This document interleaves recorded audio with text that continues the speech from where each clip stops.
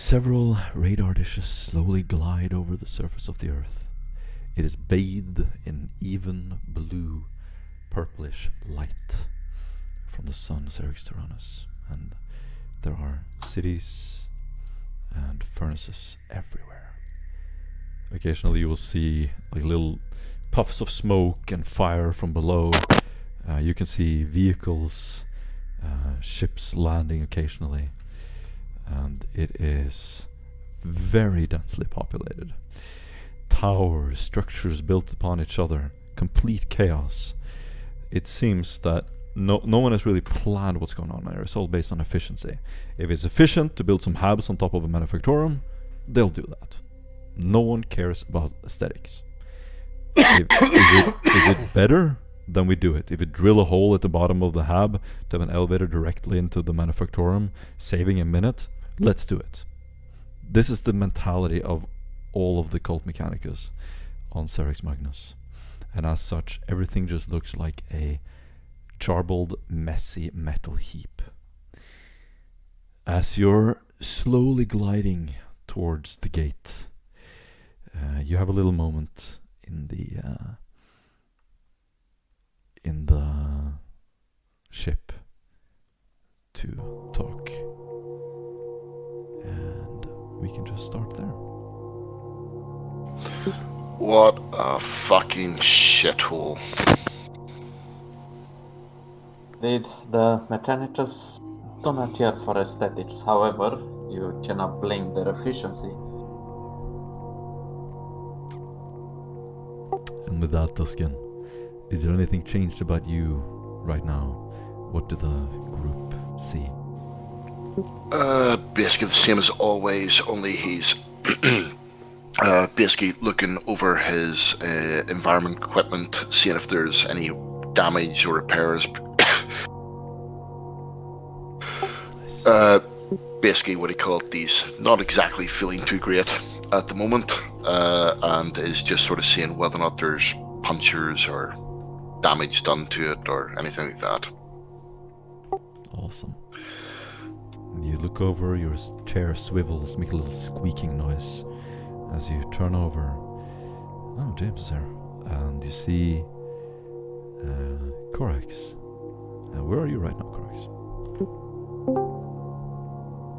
Corax is hovering over everyone, inspecting their disguises, frowning frequently, making slight corrections. You're standing up too straight. Beautiful. You, Tavi, where are you? And anything you want to say about your character? Most likely, Stefan would be on the right side of the ship with the communications array, currently wearing his environmental suit, and over him his menial robes that have been pristinely cleaned as per Corax's request. Under his hood, on the right side where his eye is missing, there can be seen a slight discoloration of his skin, most likely the synth skin that has been applied by Doc to cover his burns. His face looks as if it were untouched, but something feels off. Nice. You sit there, and James, can you hear us at all? Can you talk at all? Yeah, I can talk. Oh, nice. Yeah, you said your mic was broken, so I didn't know. Oh yeah, the laptop still has its basic audio input. You're sitting by some backpacks and crates full of gear. As you sort of lean forward, you feel the weight of your armor, your shoulder pads, kind of resting on your knees. The glittering of blue light from the assembly starts to fill the ship, and it's almost like dancing stars that reflect off of every surface. As you sit there, the air pressure changes. There's a little like gust of smoke coming into the room, and you stand up. And what are you wearing right now? Like, what do the party see, James? If we are heading to the assembly, they should probably see me in some menial overalls, probably Nice. with a nice hood on, hiding my face. Got a little combi tool on my belt. You look like an Look like a electrician, real, basically. yeah, like a grease monkey. This monkey. And what are all of you like? What's the plan here? What are you dressing up as? What's your alibi? Everyone except for Korax dressed as menials. Korax has set himself and his team up as inspectors for the data loom. We are to meet with the head of maintenance, and we are hoping to investigate the data loom and discover if it is parts of it are being used to either compile genetic codes for this virus and or producing scrap code, which I doubt, but who knows. Awesome. Nice. You'll get an inspiration point, and you are slowly gliding towards this. Almost looks like a mouth in this wall, upside down mouth. Beneath you, you can see tiny houses, cities that just looks like little dots compared to this completely oversized wall.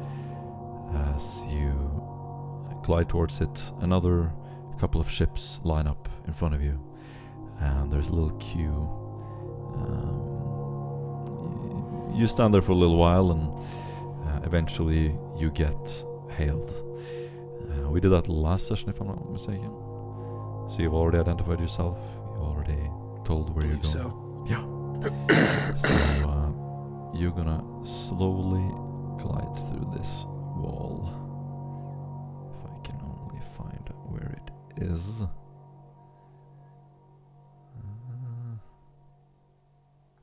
Gosh, I'm getting so many pictures there. And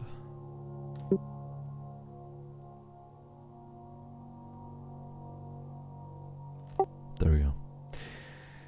And as you're entering the base, in front of you is just this circular ring above the surface of the city. The assembly itself, reading up on some of the lore for it, which you would have done, was built by some unknown engineer caste, even before the science of Mars rose to power during the earliest days of the Imperium. And the Corum Primus is still working to uncover archaeotech that's buried deep beneath the city. Your briefing would also mention that Assembly 010 is still marked by the Shadow War. Some of you familiar with history would know what that is. And it means that their relationship with the Inquisition is kind of sketchy. That the Council is still fighting this endless battle against the loss of their data tapestries. The Inquisition is still blamed by some factions for the self-replicating deletion program that is still spreading and plaguing the data loom. The world of Cerix Magnus is older than recorded time and is plagued by many of the same problems as Mars. And ever since the age of the Imperium, the Assembly has worked with the novice nobility to maintain connections with the other Forge worlds in the sector. And that's why they want to avoid conflict with any of those navigator houses at all costs. There are also rogue traders here, and you can see several of them as you start to descend on the landing pad overlooking the city. Some of the visiting vessels also have navigator insignia and symbols on them. but the vast majority of the people walking around are tech priests. So picture like a spaceport, brushed metal plates everywhere, just completely clean, smooth surfaces and glass overlooking this huge city. You also see some commerce looking around. It mostly consists of bartering and trading for knowledge. The cult views knowledge as valuable as commodities. If you have vital knowledge that can change and improve their lives, that is worth just as much as material values. The city itself is completely encased in this kind of grey fortress and relies on a massive monorail network for transportation. There are layers of toxic clouds around some of the buildings, and you can see furnaces and forges down there spewing out this toxic smoke up to the surface. The council building is in the middle and towers over every other building, and it is surrounded by complexes and houses belonging to the various divisios. Cog Mechanicum sigils are everywhere, with some variations on the different buildings. Corax would probably intuitively understand what it means. The city is dim but strangely evenly lit as you look down, and there is this yellow-bluish glow everywhere. It does not look healthy. The streets, as far as you can see them from up here, are filled with these almost like cargo trucks. Occasionally you can see some red robes, presumably from the Mechanicus down there. Some of the figures also look like servitors. Up here in the spaceport you see cherubs, server skulls, greeting the new visitors. And the only people around you are wealthy traders or important people. The city itself is completely mapped out, and you will see kind of this overview map several places where visitors who only speak Low Gothic are expected to understand where things are. They're often sent with a guide down to different divisios if they have important knowledge to share, or trades, diplomacy, that sort of thing. Yeah, you're gonna land. You have a huge open area to land in. There is this little disc sort of slowly circulating that you land on. You can see down the glass-creaked windows to tubes leading down to elevators that can take you to the surface of the city. Some of the ships around you have special clearance and fly directly into the city, but that is not allowed for you. You see, over to the right, you see a circle of tech priest traders. They seem to be haggling with rogue traders and important visitors from the outside. Everything is brightly lit in these almost neon lights. You can see vendors, shops everywhere, and it seems like a show that has been put on for visitors to impress them. There are even tools and services, and some tech priests from Divisio you can't really identify yet seem to be selling even weapons and vehicles. You step out of the ship, and that's where we can begin. Actually, before stepping off the ship, Yeah. Corax would once more remind everyone that we might be safe within the city, but once we enter any of the assembly-run facilities, anyone identified as a non-Mechanicus unit will almost immediately be taken into custody and will find themselves a servitor within a brief period of time. maintain your disguises or suffer the consequences. Understood. Nice.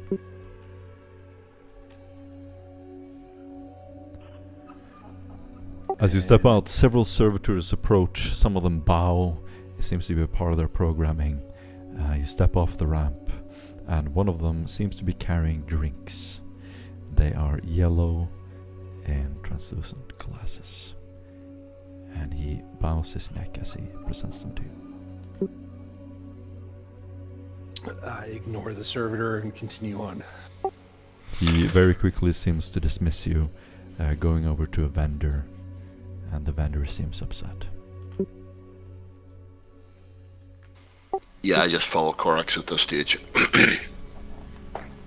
With my head slightly bowed to the ground. As you step off, some of the tech priests around you throw you these long gazes. You can see the glare from their mechanical eyes, sort of glinting in your direction. Some of them have discontent, distrust, even disgust in their eyes. Good for them. And I'm going to leave it over to you. Go. Corax would head directly to his the Digitalis. Stefan would return his pace and reach the side of Dustin, saying, "Have you noticed the looks they throw at us? Quite disconcerting." Yeah, I have noticed the looks, but, you know, as long as they're just looks, then that's fine. Understood. I'll keep you informed should I see something more.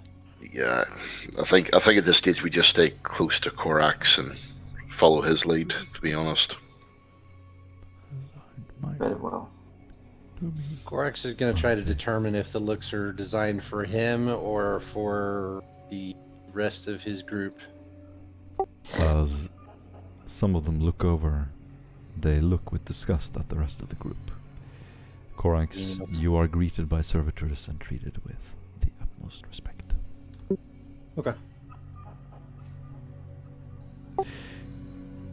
As you walk towards, I take it they don't like menials in the assembly. Yeah, it's nothing personal or huge. The general kind of skepticism of outsiders, especially here in their holy city. Yeah, feelings mutual. You walk over to the basically this almost look like these tubes winding down around the outside of this long wall. You pass this bartering area, and as you're there, I want you to do an awareness test. Can all of us? Everybody.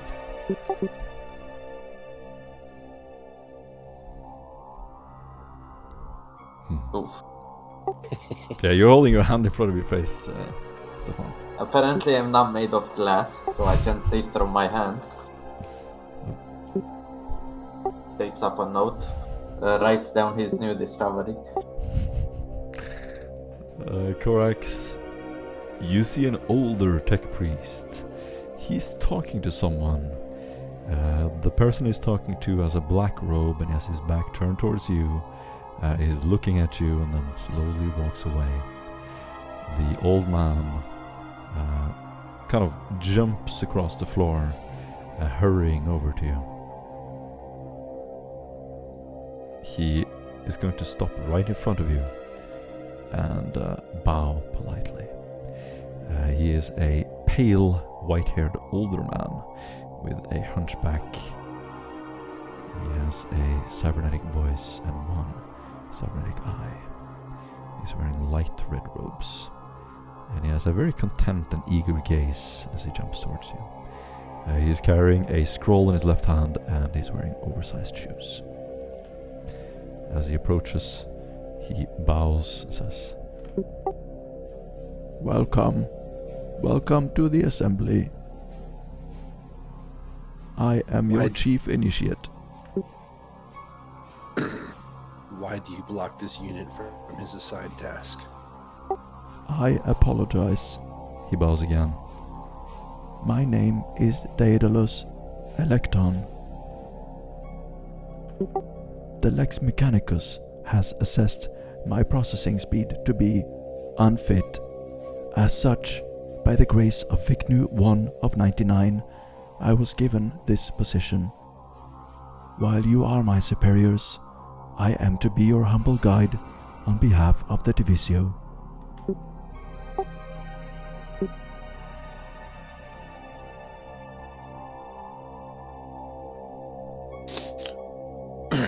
We are headed to the Divisio Digitalis. Lead on. He pulls out his scroll, starts reading. You are the Pecunius logisticians, correct? Correct. Correct. And then you hear this different voice going 1201 process. He turns around, starts walking down to the elevator. As you slowly descend towards the city, you're gonna see several spotlights from interceptor ships. Some of them have these crates of red squares. They seem almost to be scanning you. They're going over the elevator several times. Another ship hovers up. You will see a servo skull come up. And as you reach the bottom, you will see a cherub sort of flying towards you as a metal wall covers the way. The gate opens, and you can see this huge network of monorails going in different directions. People are kind of scurrying in all kinds of different directions, and you can do a navigate surface test. As soon as you see the city, Corax, you get this inner image almost of the plaque that you saw, and you think you know the direction, but you're trying to sort of map out exactly where to go. Okay. So Stefan is sure that we've reached another planet. Mm.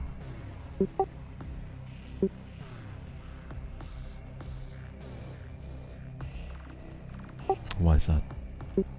Because I rolled a -3 on my navigate surface. -3 degrees? Yeah. Oof. Did anyone succeed at all? Yeah, sorry, I'm just getting a bit of lag. Bear with me.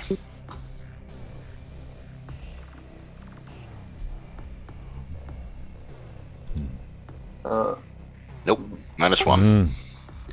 Alright, guys. You see a monorail, and you see a whole lot of cars heading out to a road that leads down to this very busy street. What do you do? We should use the chief initiate Daedalus for guide us. This looks As you say quite that, he sort of foreign. pops out from behind you. I heard my name spoken. May I be of service? This one doesn't even know how to guide us, then his service is useless. So I'm going to go up to one of the terminals that manages the monorail system and attempt to interface and get the appropriate route for us to take. Excellent. Do a tech use test at +10. I would also assist him if he wishes, as I am his humble servant. Corax, you hook up your MIU, and very quickly you get this inner image, almost like this. You can see this line lighting up your way like a GPS. You have to pass a couple of underpasses, streets, and do a little half circle until you finally arrive at the digitalis. Okay. The symbol is your position, and you're headed straight for the digitalis. This is approximately where you landed. The journey is going to take you a little while, and I want one of you to roll a d100. Boys, I'm feeling lucky today. Allow me. Oh no. Let's. Who has the best speedrun track this record? one. Don't just do it randomly. See? I told you. Torres did it. Not me, so fuck Corax. off. God. Why? Why? I didn't want to do this now. Okay, well, whatever. On the way there, do an awareness test. Oh boy. This quick draw. I'm gonna use my advanced aspects. Oh, one success.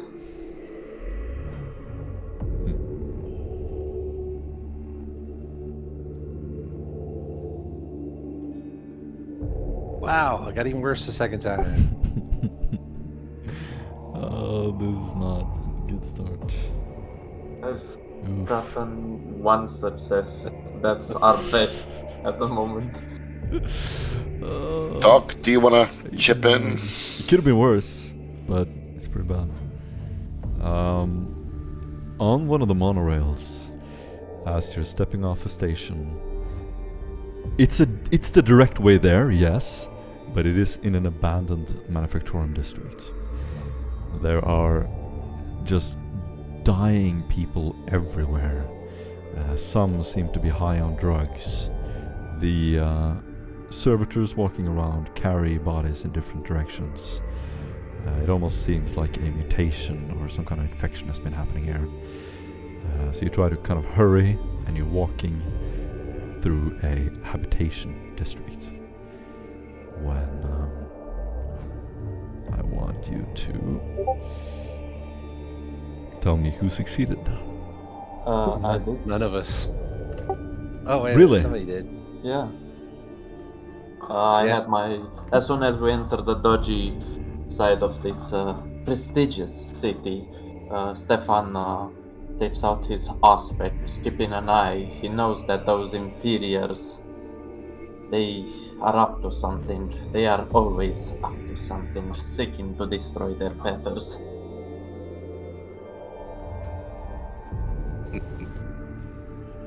Okay, well, this is not really set up and not intended, but you have read that there is kind of this rebellion going on with some who think that the assembly are purposely hiding information.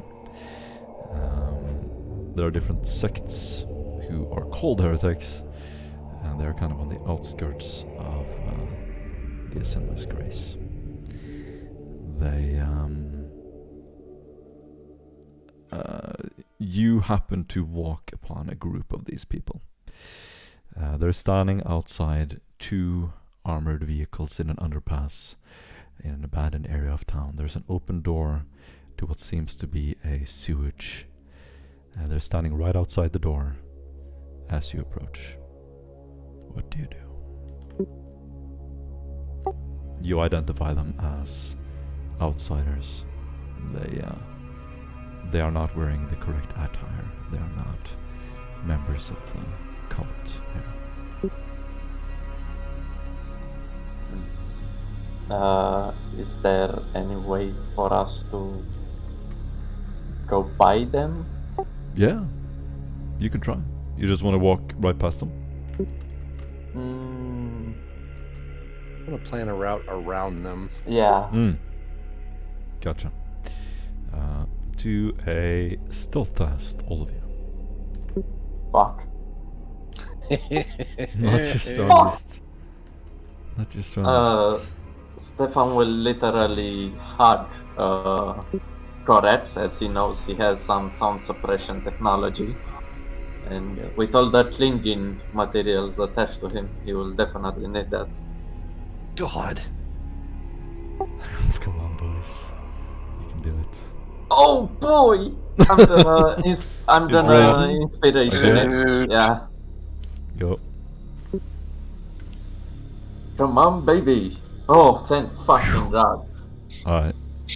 The tech priests, who look kind of sketchy, look in your direction and kind of form this wall as you approach. As you walk over to them, you do something to kind of dissuade them and look in another direction. Look intimidating or anything else. What do you do? What makes them stop paying attention to you? Korak stopped and found a terminal somewhere, and basically had something, a distraction happening down the street that draws their attention. Awesome. Some kind of machinery started going haywire, and just enough to get them to look in that direction, and we just move along. Beautiful. Daedalus failed his subtlety test, stealth test, and it's going to be very obvious walking over. He's going to hold up a decree and starting to mumble something about "we pass" in the name of the Lex Mechanicum. And as he does, he kind of just scurries after you when he sees that your distraction worked. When you finally reach the Digitalis,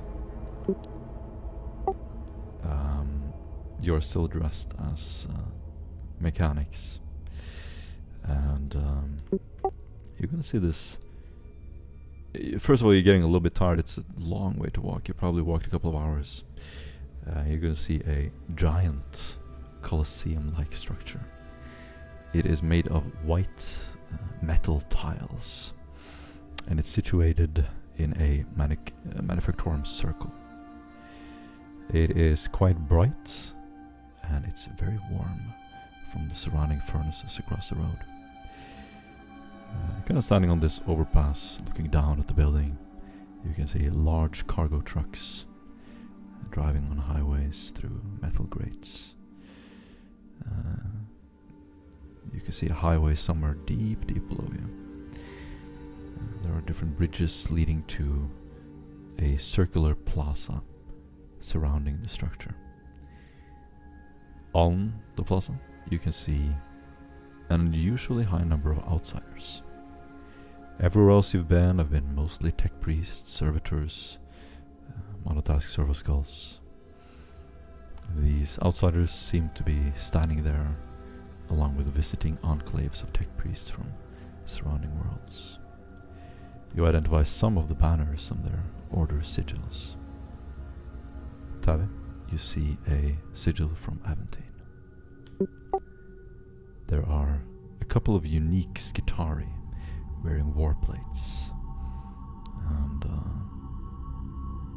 they are covered behind a plasticrete wall that slowly rotates.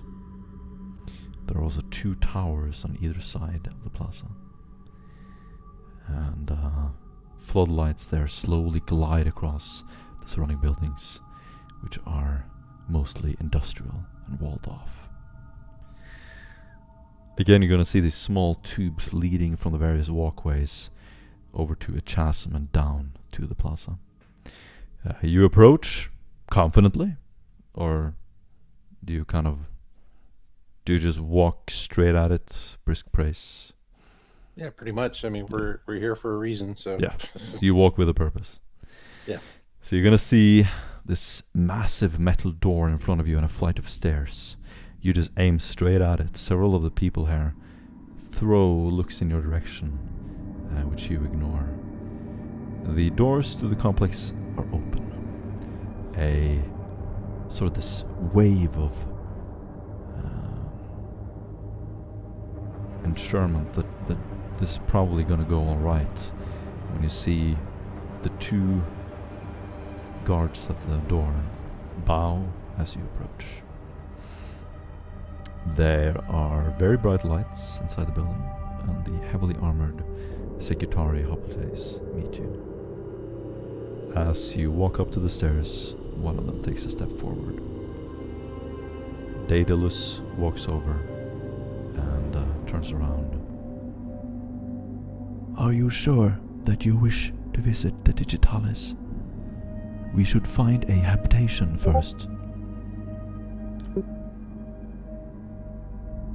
I ignore him. Nice. He like stands there with puppy eyes looking up at you, confused that you're not responding. Your services are no longer required. You get an inspiration point. He seems a little disappointed and sort of turns over. I am aware that my processing is insufficient. However, I am sure my services could be useful to you. Sirs, he turns around now, looking at you, Tavi. Do you also ignore him?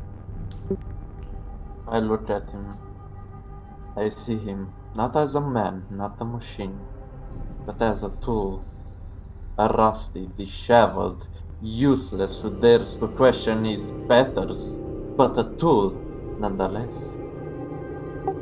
Since it is his duty to maintain a web of information, he offers him some codes to an undescriptive pursuit, that which he is responsible for. He says, these are the codes for a channel that my master uses. Should the need arise to request information or assistance for you, you will be called upon, and you will answer. Again, you heard this ominous, different voice. 0111. I apologize that I could not be of sufficient service.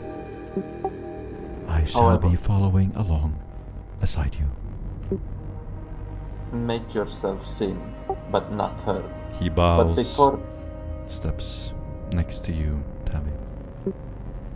but before that, does your little mind have any information why representatives of a pleasure world are here? Notion into the sigils from Aventine of the soldier that we've seen outside. His bionic eye lights up for a second, almost like he's pressuring extra power from his battery core. He turns over with a mechanical walk and then stumbles back to you. I can only assume that they are here for diplomacy reasons. Diplomacy, yes. Talk, and nothing is done. Very well. Then, back to your place. And he motions behind him. He steps behind you. One of the guards walks up to you, Korax, and with a very determined voice goes, "Do not disturb the silence. Do not speak to the Diagnosticon. A machine mentor will approach to process your inquiry."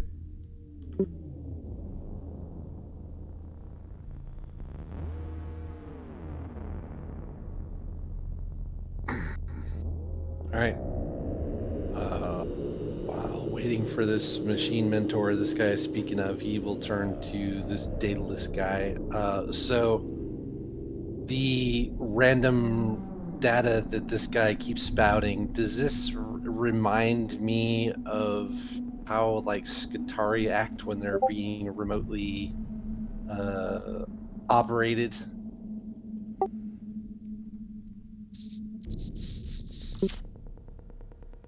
Good question.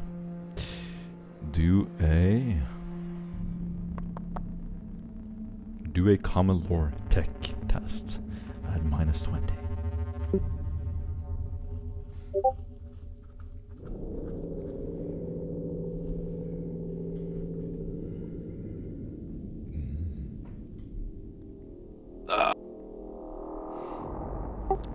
Tell me the roll. Because I can't see it. One degree of failure. Ah. It's Do you want to use my inspiration? it's an artifact of the processing core being old or broken, where it will occasionally leak some of the binary code out to the voice synthesizer. So this guy's just broken. Yeah. We're in the process of breaking now.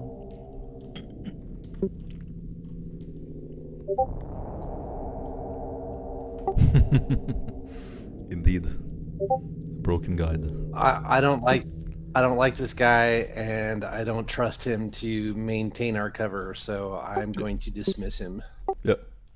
Yeah, he strangely seems to be keeping pace with you. And is always walking besides Tavi. Do you respond at all to the person talking to you? They weren't asking for a response, so I'm just waiting for them to Yeah. summon the whatever it was that they said that they were going to summon. Okay. So after a little while, the Machina mentor will approach you. He's heavily augmented and huge.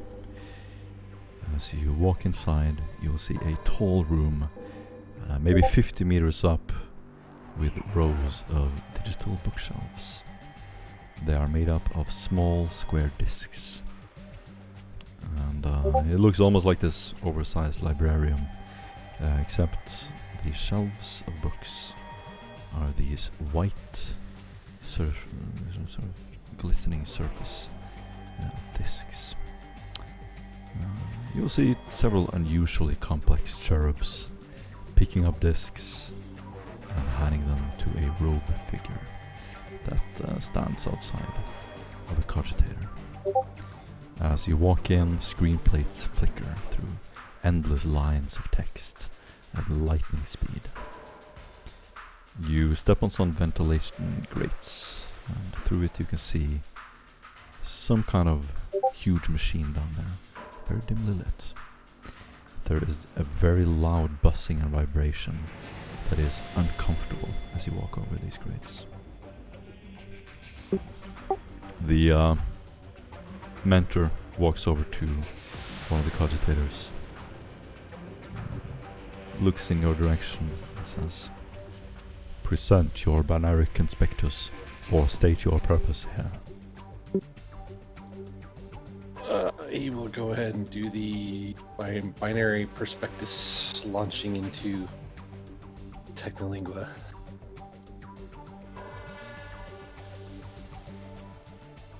Nice. Do a -20 tech use test.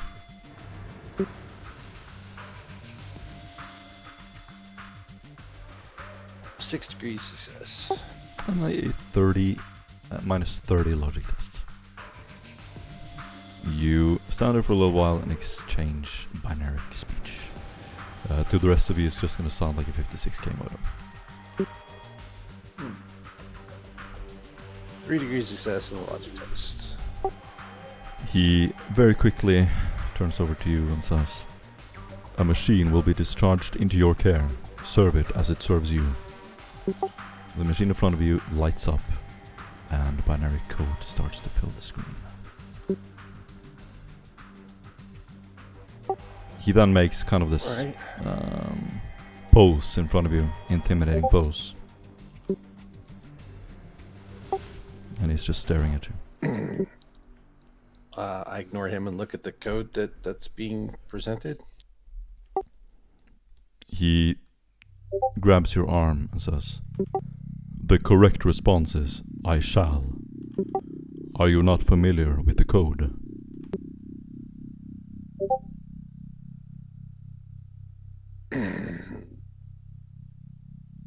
This son shall follow his instructions. Indeed. He turns around very mechanically and quickly and walks off. A cherub is going to land on the shelf in front of you. Just look at you as you approach the machine. What do you do?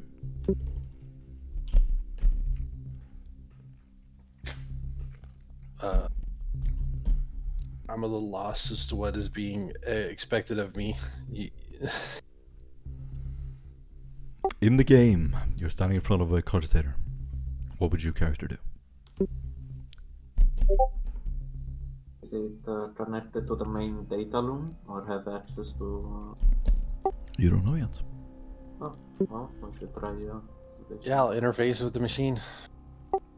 Okay. As you do, lots of binary text lights up on the screen. It has a huge database. There are records from all over Ceres Magnus. Ooh.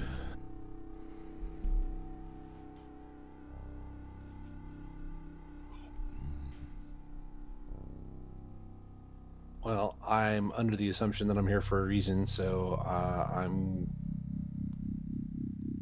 Is this my access, or I'm a little lost here? There's a cogitator. You don't exactly have a purpose. What did you want to do at the Digitalis?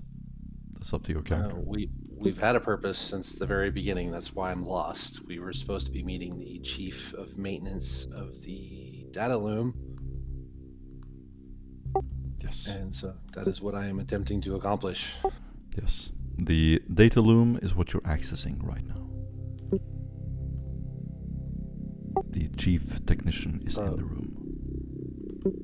Okay.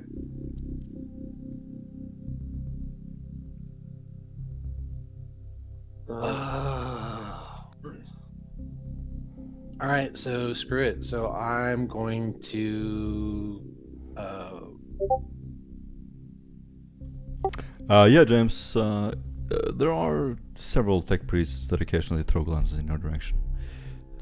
However, the cherub is the one that seems to be paying attention the most. All right, well, it may be impossible to do what I want to do from here, but I'm going to attempt it anyway. I'm going to start sifting through data and records, occasionally pulling out the data slate that was given to us by Mordecai, and I'm going to attempt to find any deficiencies. Okay, so you're trying to find the code that Mordecai told you about, that is somewhere in the machine. At least evidence that points to its existence. Yes. Something to present to the this chief of maintenance, so I can demand more thorough access. Mm. I want you to do a tech use test at -50. All right, Stefan, what is this? The thorax by shimming around. Not everyone is there. Well, it's Barbosa here, by the way. Oh No. shit! Is? Yeah, No. Barbosa was the one I intended to use as my assistant, but he's not here, so... Yeah, that's unfortunate. Hopefully he's gonna come later. But I'm using all my bonuses, so I'm interfacing yeah. I'm with the giving you machine. just a +10. So that's going to be 10, 20, 30, plus assistance would be 40, so...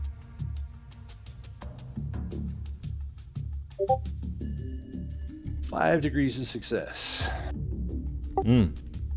Excellent. You enter a file that Mordecai has given you the code for. It is full of theories about inefficient use of data. I want you to do a logic test at -20.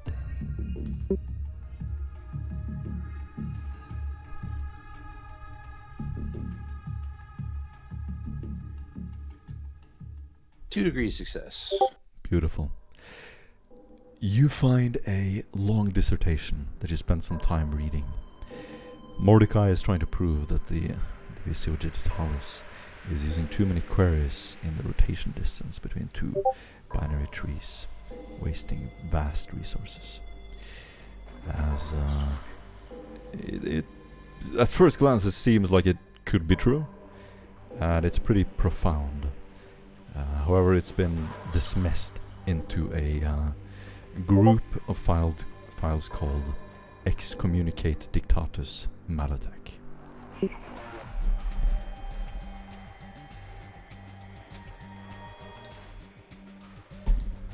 Alright, can I access that file? You're in it. Okay, cool. And yeah, as I said, it seems correct. Mordecai has proven that the División Digitalis is wasting resources. Well, so he actually proved it, but was excommunicated anyway. The theory is pretty radical and requires an overturning of the data loom, which is pretty. It's going to take many years and be detrimental to the leadership of the División.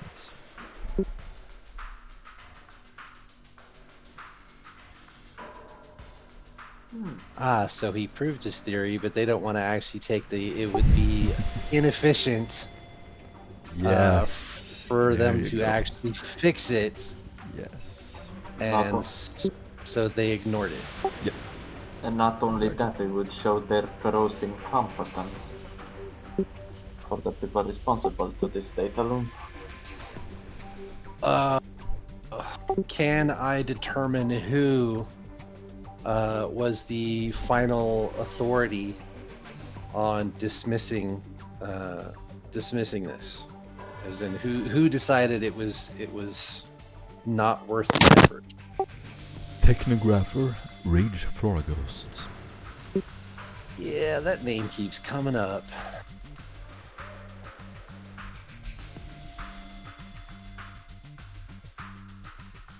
Yeah. That little bastard. Alright,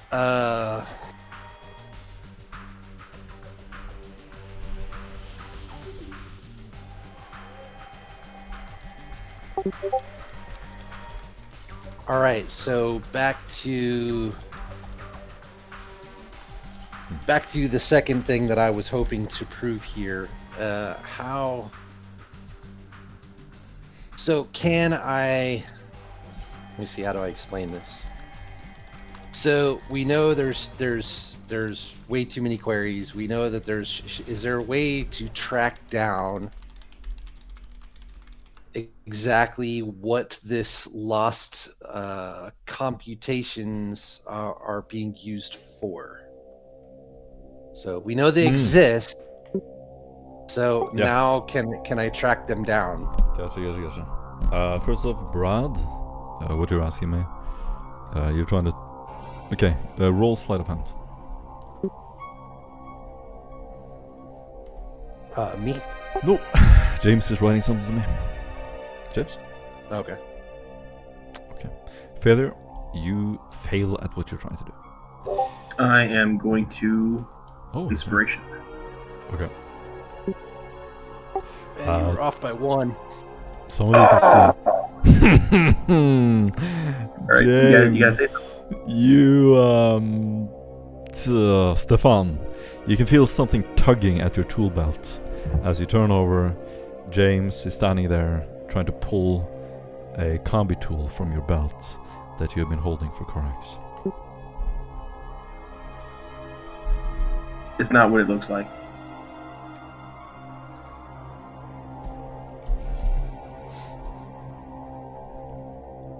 Stefan, Heavy. Just give me.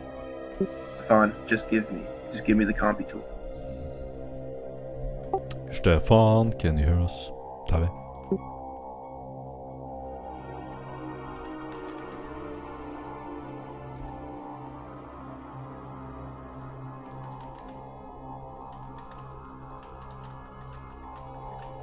So keep going until he comes. Make him feel really bad. What is going on? I don't know why he's going AFK. I don't know why Barbosa is AFK. It's troublesome. But yeah, that's a little aside. I'm back. Jesus Christ, man. Sorry about that, something came up when I had Write to hold my something. mom. Got priorities, dude. James is trying to steal your tool belt. My tool belt for what? Combi tool. He's I trying to steal don't the have a combi combi tool. tool. You're holding I it for don't have- Corax. Oh, he's trying to steal it Roll from me. with it. Okay. Scrutiny or awareness? Nothing.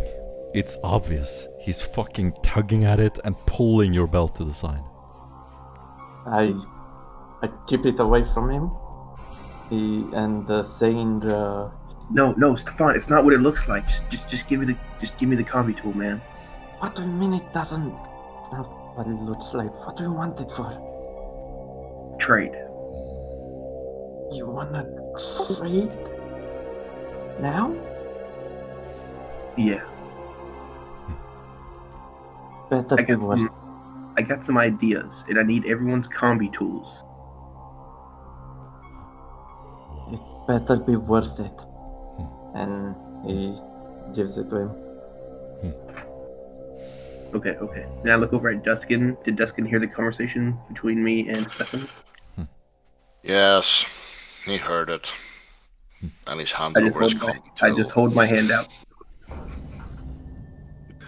With a rather exasperated sigh, hands it over. He looks at Stefan looks at Dustin, who is responsible with security, and gives him a worried look. No, we'll see where this goes.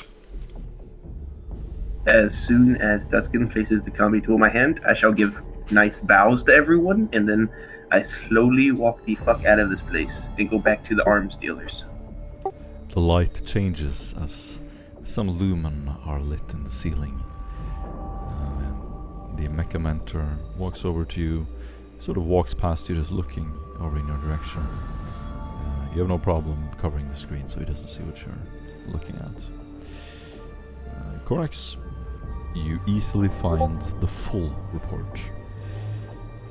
Casplatus excommunicated Mordecai because he said it was heretical to change an ancient and holy rite, which is a process they go through, and Mordecai proved that every time they go through a data rotation, they go back to the source and have to start over processing.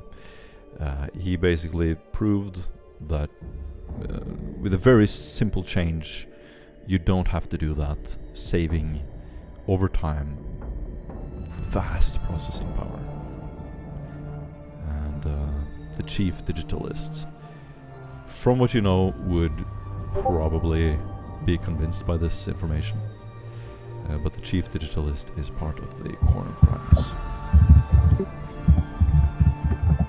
And as far as I know, was ordered by a raged Florgos to ignore, and then excommunicated the perpetrator of the awesome suggestion. Yep. Yeah, that's illogical, but cool. All right, so one last question. Thinking on a grand scheme, big picture, what would they be trying to protect by not instituting this improvement in efficiency? Say again? Okay, so basically I'm trying to figure out, it's possible that this guy is just an enemy of efficiency, or is a traditionalist and is averse to change. No, I can explain But it. So basically, the way it works is the Cult Mechanicus are averse to change. Anything that innovates is potentially heretical. It doesn't matter if it's better or if it's logical. Innovation, if it can be defined as innovation, it's heretical. Yeah, no, I get that, but I'm trying to find a justification for it because me personally, my character finds it hard to believe that someone would dismiss this level of efficiency just for tradition. Yeah. So I suspect that there is a reason. Gotcha. Something improving efficiency would actually change something that they don't want to change. So that's what I'm trying to track down. Is there a reason? Is there something specifically that would be altered by this change, this radical change, that potentially they don't want to change, that they Yep. want to protect? The ritual that you do every time you access a cogitator, you go through the files, is basically a processing error, and they, or at least Cas Plautus, determined it to be a holy process, not to be tampered with. Okay. And the mayor's suggestion So of it's it was Malotech to him. Okay, so basically I find this absolutely, completely disgusting, but it is what it is, and there's not a damn thing that I can do to change it. Specifically, So, Mordecai sorry, told Mordecai. you to present the evidence to the chief digitalist, Okay. if you had the opportunity to do so. And you now have the complete report downloaded. Okay. I will,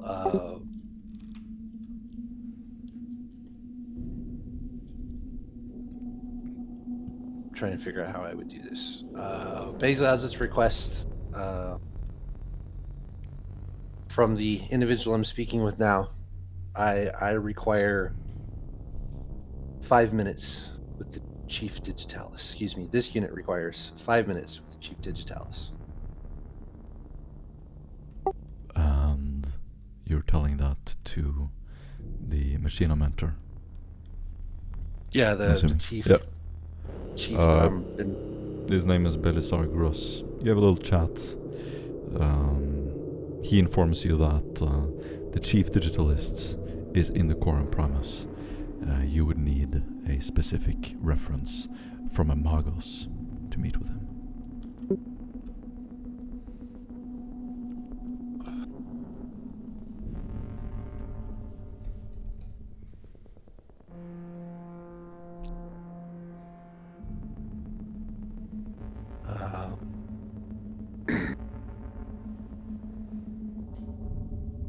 I ask him for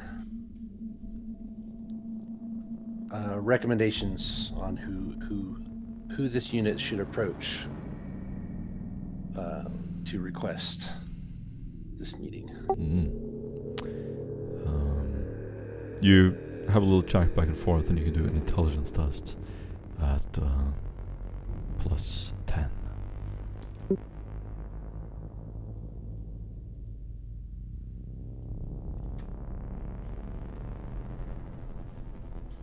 Oh, Beautiful. wow. Okay. 7 degrees. Yeah.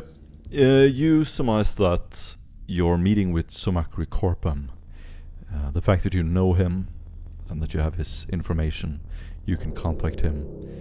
He is a Corpus Illuminator, so he's a part of the Genitors, but he is pretty high up there, and he can arrange meetings with Magos. All right. Well, since we're here, I guess I will send that message, an encrypted message, to Waylon Nurzek and the Sumakri Corp. Awesome. What exactly are you sending? Request authorization to meet with what was the dude's name again? Just Chief Digitalist. Yes, probably. Chief Digitalis for Gotcha, 5-minute meeting. Understand? You're gonna get an immediate response saying the meeting will be arranged, but it will take some time, a few days.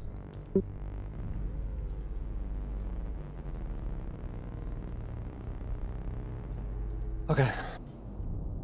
Standing in the hall, the cherub that is sitting in front of you is going to fly up, sort of tiptoe on the monitor, look at the cogitator, look at you, and just be curious what you're doing. Daedalus again walks up, bowing politely, kind of like, I'm still here, as you're standing there. What do you do, guys? get out of here. I know there's things that I probably could find if I actually spent some time here, but it's not worth it. Gotcha. I scurry after Korax with my head bowed in a very subservient fashion to him. Nice. Awesome. Again, inspiration point. And as you exit to the plaza, there is a ship just hovering above the entrance, throwing these beams of light down on the plaza.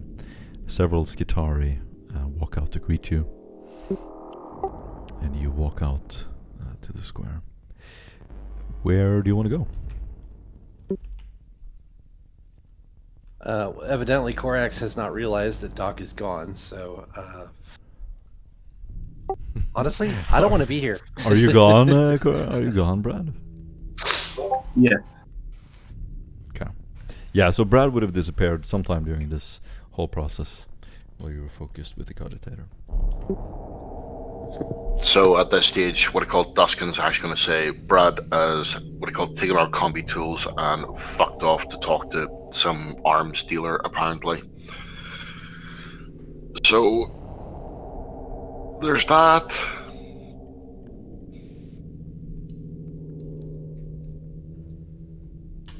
Yay. This unit is tempted to leave him here. Nice.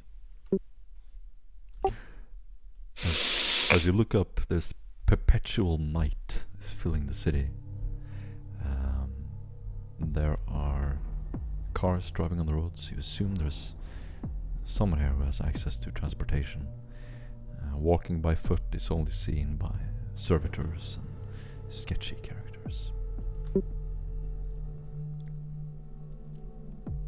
Are there Sorry, go ahead. are there still representatives of Aventine on the premises? Yes, there are. Are they with less modifications? Are they? Yeah, they're not tech priests at all. They I look would like like someone you would to, see in the Senatorium Draconum. Senator Drac. The yeoman, the equivalent of the yeomanry. Exactly. Ooh, real quick, before I left the Digitalis, I wanted to access their records on the Night House. Mm. Which one? I want to do research on Vex Mirandus the First. I want to know if he's still alive, for one. Also, if they have any records on the relationship between him and his grandson, the current precept of the house. Awesome.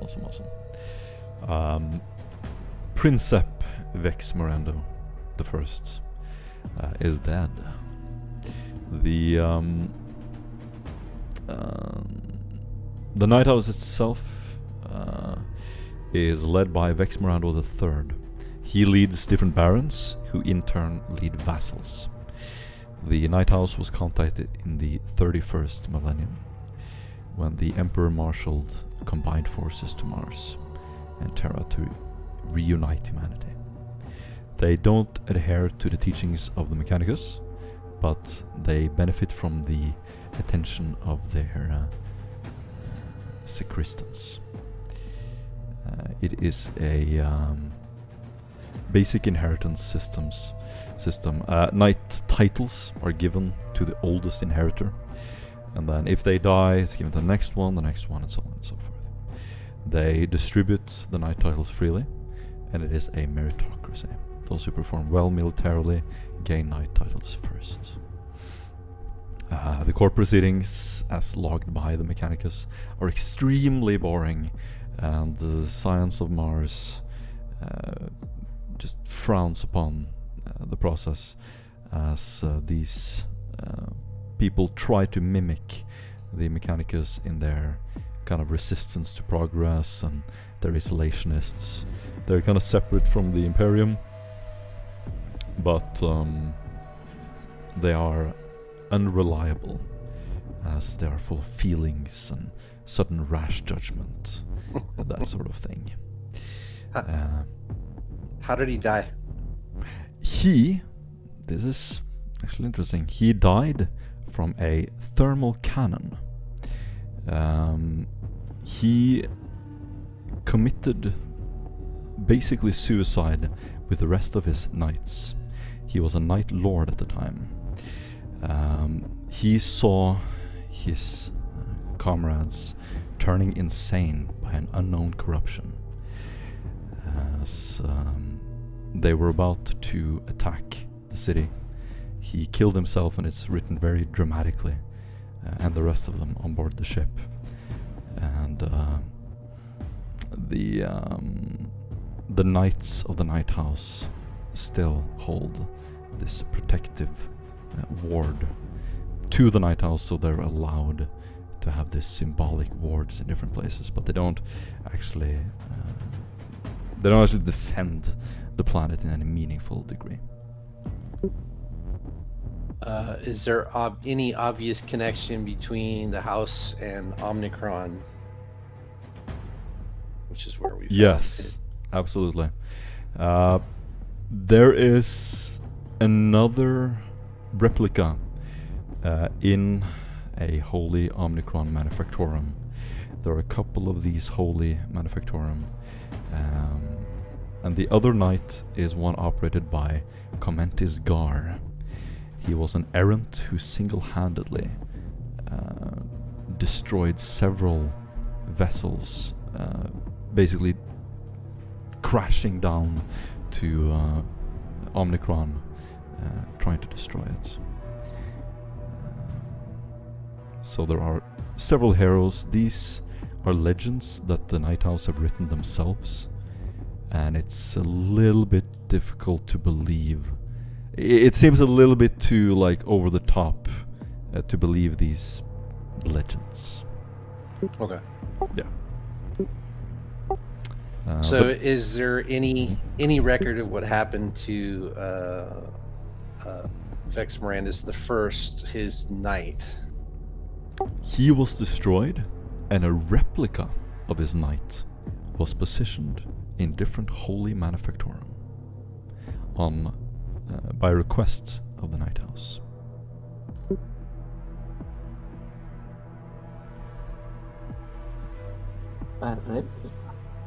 Is it an actual functioning knight, though?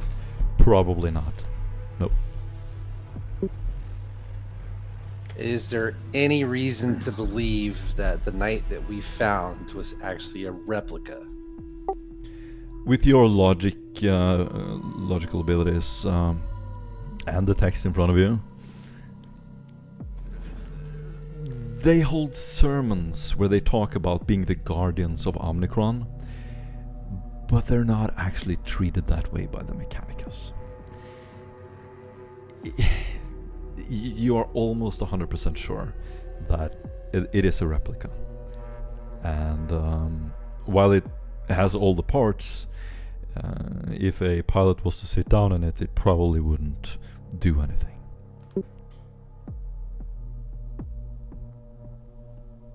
Okay, and since I did a full scan of the knight that we found, I mean, that was a functional knight, Yep, correct? it seemed functional. Seemed perfectly functional.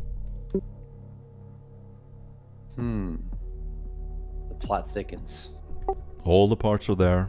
It just doesn't have the inner circuits to actually operate. But the machine spirit of the knight that we found actually recognized Vex Mirandus as its pilot. Yes.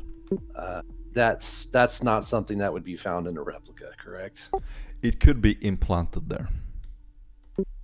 Yeah.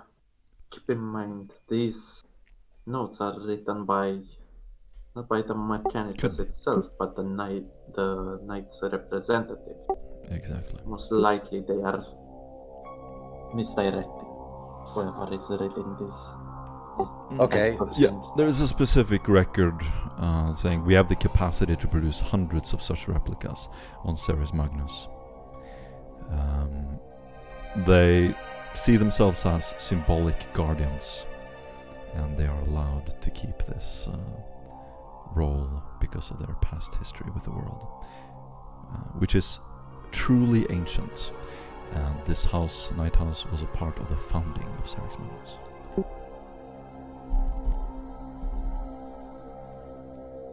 Okay. Is there a known location of this, the replica? Obviously, since it's a holy site and they go and say prayers over, I mean, is the site of the known replica available?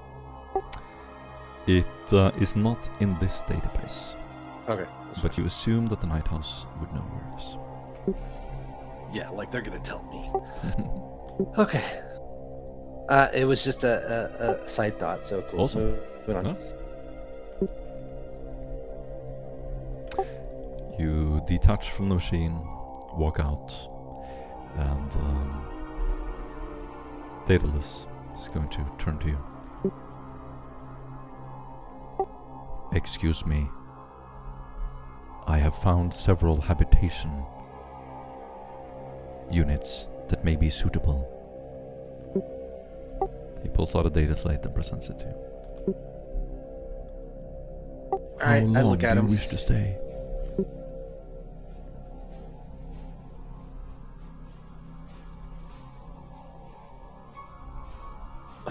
I'm gonna look at the different locations as he's presenting. I'm gonna pick one that is less obvious than the rest, but I'm gonna pick one of the other ones that is more obvious. And I'm gonna say, please go to this location and announce our arrival. He will very quickly turn up. 1. I am afraid I cannot leave your side.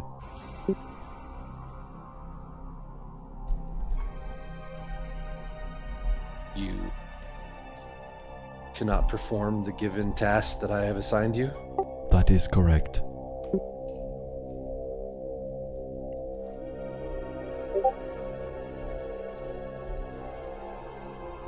Oh, this dude is so fucking annoying. Want me to make him...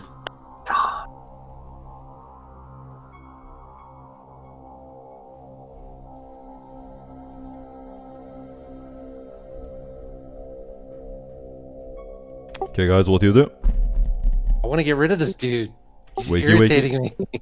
Wakey.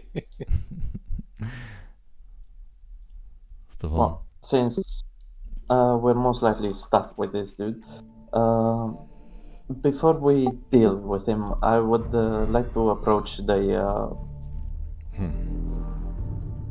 guards to the mission from Aventine, and make the first one move as to welcome to Ceres Madness, dear visitors. I would suggest that you do not go that way, showing in the direction where we've seen the partisan tech priests. See, there are ruffians there that, they don't deal in the most illicit business. Excellent. Get an inspiration point. The man standing in between the two yeoman guards steps out. He's wearing a dark blue robe with gold embroidery. His slicked back black hair. Excuse me? Why in the world would you tell us that? You're trying to guide us in the wrong direction? I No, swear my this lord, place- no. It is our duty as menials to ensure that those of a higher pedigree have the most pristine visitation experience of our beautiful, holy site. Who are you? Why are you disrupting our meeting? I've never seen you before. I am but a menial in the duty of the representative of this city.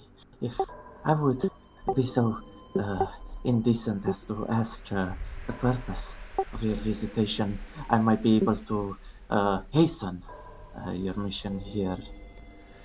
You can tell that he's basically trying to intimidate you. He's flashing his chrono, very ornate chrono, pulling his robe sleeve aside and sort of nose up in the air, looking down on you.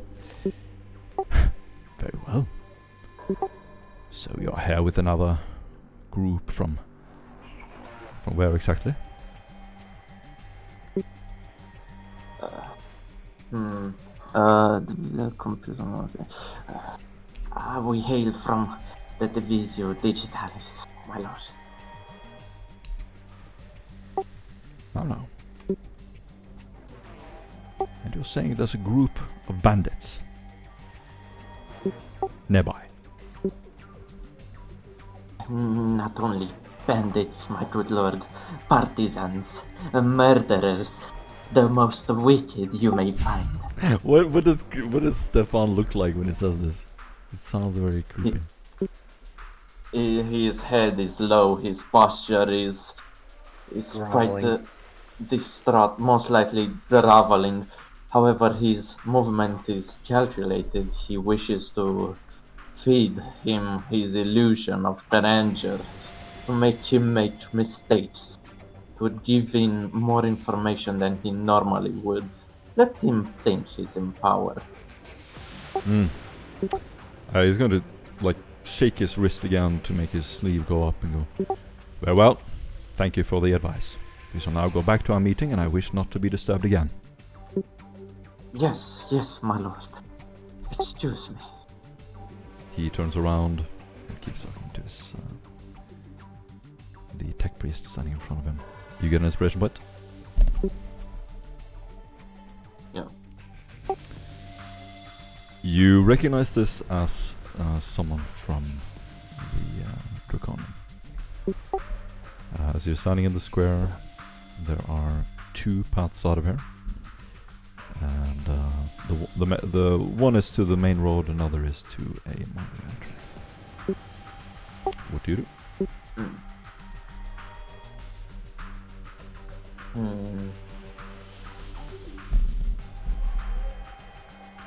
I'm gonna confront this Daedalus. Yes. Your faulty cogitations are causing extreme stress to this unit. If you cannot serve in any function that this unit requests, then I expect you to dismiss yourself from this one's service immediately. His brow goes from very concentrated to distraught and disappointed, as you can see that his emotional inhabitants are kind of failing him. I am terribly sorry to have caused you to be upset. I am only here to serve. I have some faulty processes, but I assure you, my job has been performed well so far. Incorrect. He twitches and kind of looks bothered by this. Incorrect. No. Correct. I apologize again. This one has requested service that you refuse to perform. My purpose is not to serve you. My authority is from Genitor Major Cass Plautus. I am here to serve you. I am... And then you can see him sort of glitching again. You Good. do not serve this unit, yet you do. Good. Now Fault. follow me. Lead on. You can see that And I something is glitching in him. His eye is kind of twitching and blinking for a second. Then he turns around again. You can hear 1, 1, 0, 1. And he starts walking out to the road. Follow me. Cool. Let him go. He slowly walks out to the road, and then he turns around And yeah, while he's walking, we are going a different direction. As you walk away, I want all of you to do Oh, either no. an athletics or a stealth test. What the fuck? I was actually going to say at this stage what he called I'd actually moved behind Korax between him and the other person. I once again stick as close as possible to Korax. Fucking damn it with your stealth rolls. I want to get rid of this What are we bastard. rolling? He's annoying. Wow. Is it athletics? Wow. Fuck you. You can I choose to give you either run kudos away for- really quickly or to hide behind something. Choose one or the other. Just moving through the crowd, using the crowd as cover. Yep. What do you want to do, Dusky? Stealth or athletics? And it's coming through. Ooh. Boom. Ooh, 7 ooh, degrees. ooh. On the square, you can hear Daedalus loud shrieking. I am here to serve. Come back. Come back. Come back. He walks over to the Digitalis. The two guards seem very distraught and sort of jog over to him as he walks up the stairs with a brisk pace. As you see him walk over to the Digitalis, you quickly disappear behind cover. All of you get an inspiration point, and you are now gone from him. Kudos for making the most annoying character ever. I think it's pretty cool. If you ask me. I liked him. Yeah, he's a lovable guy. Alright, He could have where been do you our want to go? pet. Where do you want to go? Well, To we stay know. here, but there's things that we could accomplish. Are here? God damn it! So, aren't we supposed to be summoned to meet our assembly contact at some point? I'm wondering why that hasn't happened yet. By whom? So who would have told you that? Nomelmon said that to expect to be summoned by his Yes. His superior. His superior is not in the assembly. Hmm. Has Doc rejoined us? Have you, Doc? No, his superior is part of the Juris Vigiles. They have a base in an entirely different part of the planet. Normal maybe I Mons- was just Yeah, I think that was a maybe I was misunderstanding. misled. Yeah. No, it's a complex story. I mean, it's easy to pick up some things differently. You were told that you were going to be contacted by Leo Electigate 5. He is a Juris judge. That's what Novelmon told you.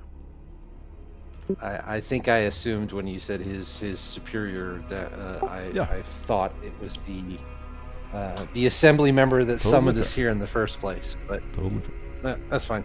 Yep.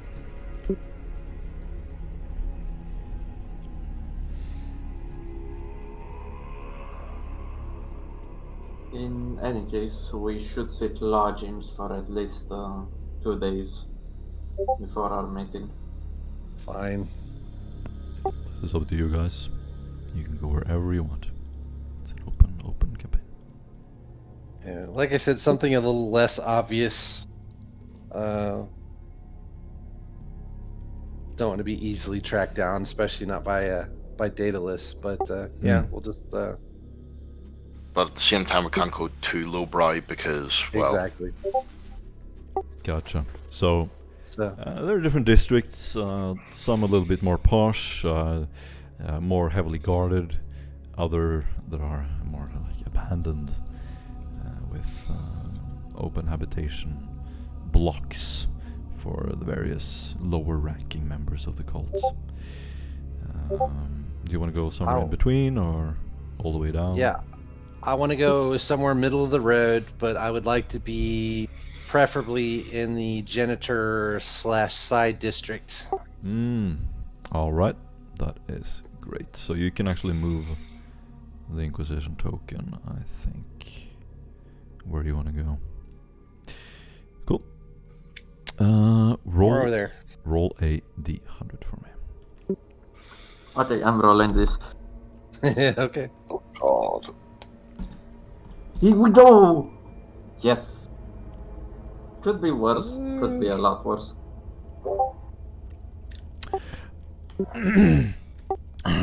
On one of the roads that you're traveling on, there is an electric charge that seems to go off from a generator. And as it does, you're feeling a little queasy, Korax specifically. I'm gonna roll an effect, and it is just a minor effect. It basically upsets whatever bionics you all have. Since you are entirely machine, Korax, you just feel queasy and dizzy, and you lose 1 fatigue. You take 1 fatigue. You approach the room. It is a very small square hab block. These are basically open to the Mechanicus whenever they need them. You have the access, and as you step inside, there are small small bunk beds, and you're in the room. What do you do? Korax. Doc's still out there. We need to actually vox him, tell him where we are, get him back here. Can we use it safely? As long as you give no specifics over the channel, shouldn't be a problem. Alright. Brad, you enter a area of the landing pad that you've taken the elevator up, and it's full of weapons, ships, vehicles. Do you want me to just list some of the stuff that's there? Or? My eyes would just pop open, and deep in my soul, I know this is where I was meant to be. But I go up to the nearest vendor, and I ask him for 4 last cutters, and I give a combi tool in trade, and I succeeded with 2 degrees. So you've done an actual requisition test for this trade? I actually fucking succeeded. Nice. In like over 10 sessions. Nice. So you managed to do that trade and give him the tool in exchange for the cutters. Yeah, that's not the only thing I'm doing right now. When you look over to the right, you see several pretty jarring vehicles. One is an armored carrier. There are sentry guns, defense turrets, sky platforms. They are openly bartering equipment that you couldn't get anywhere else. Yeah, I'm gonna go right over to them.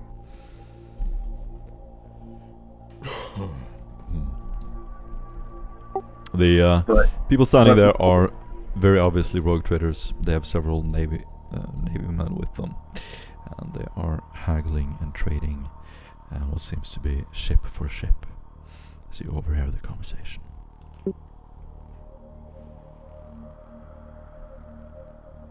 I want to get a little bit closer to overhear more of what they say. The rogue trader wants to trade a Askellon pattern lander for a sky platform.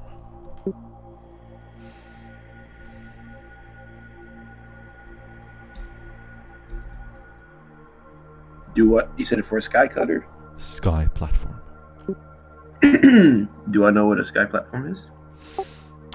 It is an open-topped, unusual vehicle used to basically transport very important mechanicus around. You stand on it and it flies around, almost like a flying disc.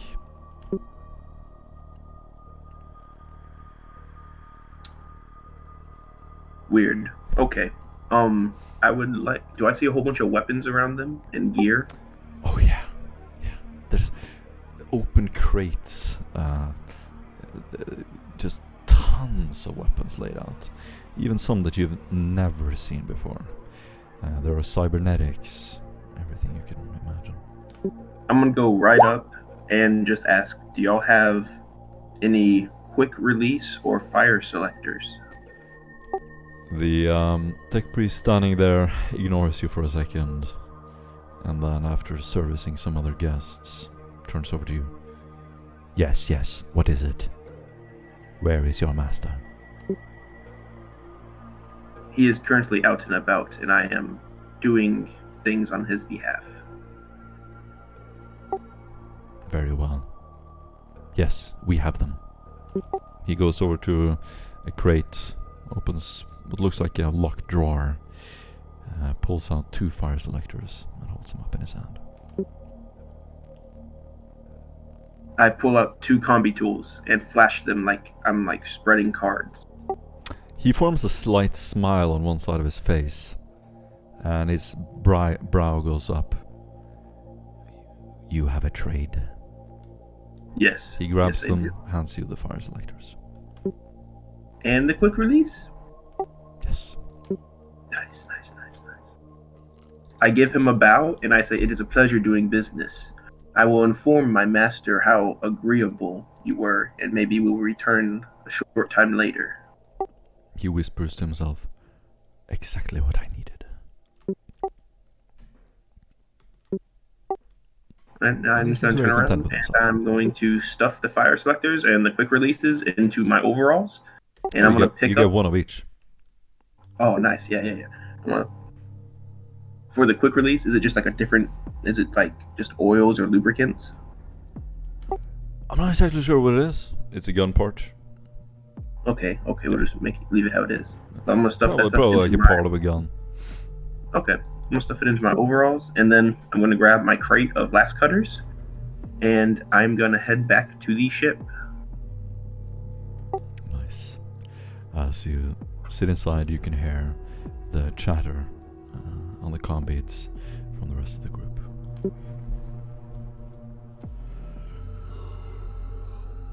Nice. Alright, what do you do? I'm gonna make my way back to the ship, ask Barbosa to open the ship up, walk inside, drop off the fire selector and the quick release, and I'm gonna grab all the fucking crates of the mundane weapons we have, and I'm gonna start stacking them up. You take some time and do that, and probably gonna put them in something you can carry. And it's probably quite a bit from all the heretical stuff you've picked up. Oh, there's bolters too. That's true, yeah. I think several. You have 2 bolters? We have at least 3. Yeah. At least 3, but we can't use them. Yeah. Alright guys, what do you do? You'll be staying around these parts. I would ask Dustin to join me in acquiring some knowledge of these residential areas, parts to avoid, parts not to avoid, persons of interest that might be available. So you want to go for a walk in the evening with me? And mostly visiting some bars, unfortunately, due to my... Oh, well, right. Oh, yeah. Well, yeah, okay. I see. Unfortunately, I'll be restrictive to whatever passes for water in these parts, since my liver is not up to match. Yeah, there's no drinks. You'll be fine. No Don't worry about it. accommodations in the room whatsoever. Just water. Oh my god, I hate this planet even more. But yeah. But yeah, basically, mechanically speaking, I'd like to ask Dustin with assisting me in doing an inquiry check regarding this area, knowing the details. Mm-hmm. Do a Common Lore Mechanicus test. -20. Adeptus Mechanicus, does it? Oh, yeah, -20, so that's gonna be. I'll assist, but I would, but I've got nothing on Oh. that. Oh. Oof. I don't think you can even assist if you don't have Yeah, skill. he actually. cannot. Damn. Oof. Yeah.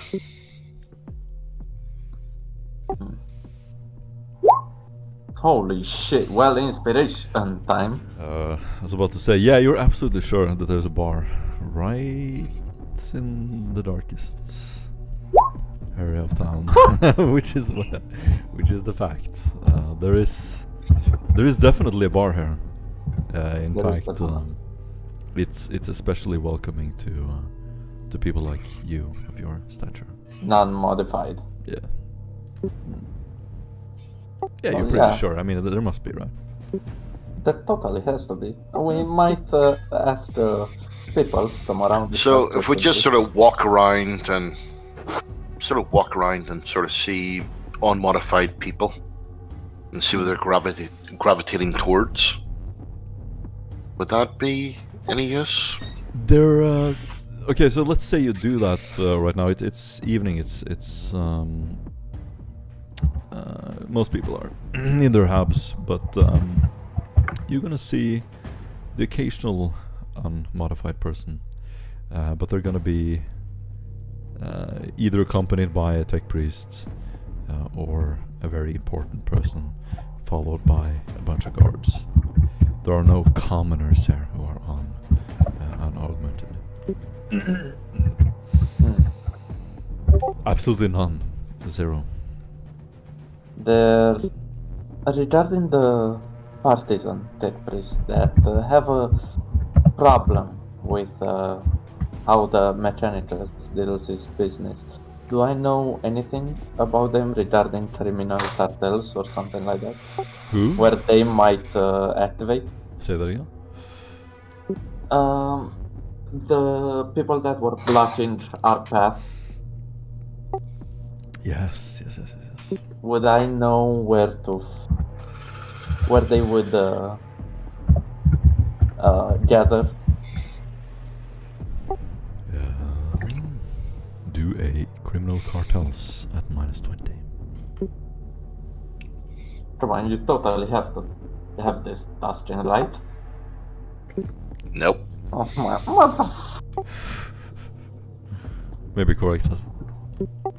Correct, so you have it. Since I'll also inform you, since you're the main command structure, about what I'm planning to do. Do I have what? Forbidden lore criminal cartels to assist me with. I do not. Oh my god. See, the thing is, you have to actually remember. Sorry, you have to actually remember that I literally came from the Imperial Guard from a feral world. Could I take 10 minutes to process this and analyze the situation and use the trait conditioned intellect that gives me a +10 to any intelligence checks? And get the what? The +10? Yeah. Yeah, that's fine. Okay. Go for it. So that's gonna be a flat roll in that case. And did it roll? No, it did not. Okay. It usually takes a little while. Oh my god. Okay, I'm gonna faith point No, this then. there's something wrong with the. There has to be.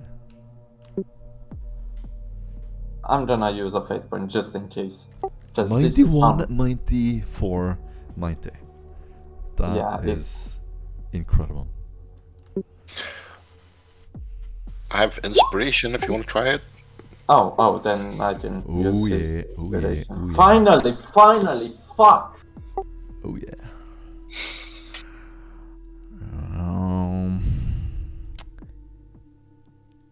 Corax has stored a shit ton of information about this world. You also have it on your data slates. So I'm going to say you shift through it, looking through reports from the previous warband. The first thing you find is that the previous warband, or the one that was here along with you. Their last mission was in the assembly. There are no reports after about a week ago. No new reports. The groups that they found, they were tasked with finding heretics wherever they could. The groups that they found were positioned around the Alchemist district. It is a particularly toxic area. The toxic clouds are so heavy that they find good cover even moving on the streets. Stefan would gather both Korax and Dustin, telling his plan that I wish to contact these individuals, however heretical they might be, they may be used to further our mission, further our progress in this ramshack of a city. With your blessings, both of you, might I Sorry. proceed with this? I'm just going to actually interrupt. Did you say that you want to use heretics? Yes.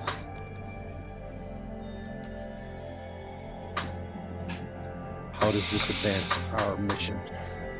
Well, since since we know that they have quite a grudge regarding the main hierarchy of this city, they will most likely also have knowledge regarding them, things that we might not have found or are unable to find. If not, we could always use them as a distraction. I interrupt and punch him in the face.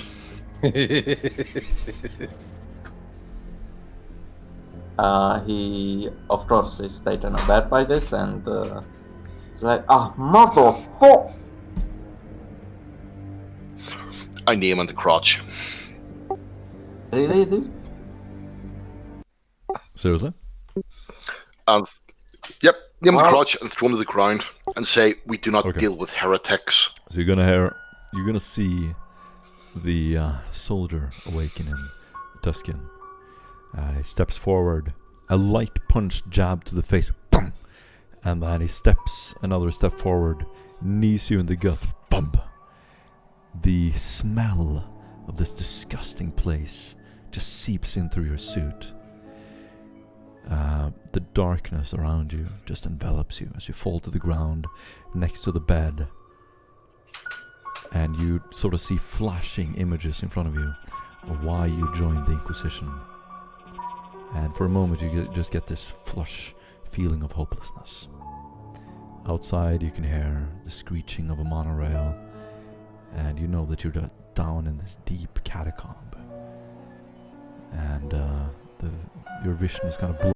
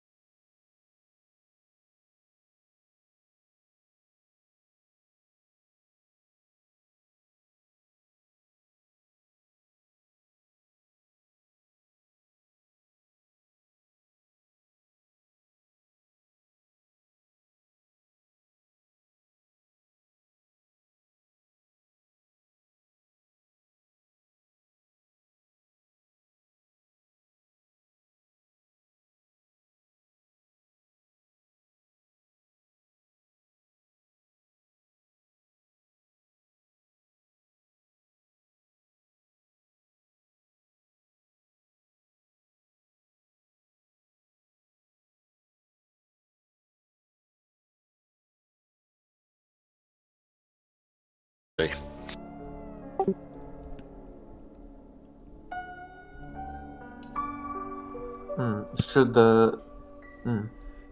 I entice the investigators to see if they are willing to share in their knowledge? However, they will most likely wish for something in return.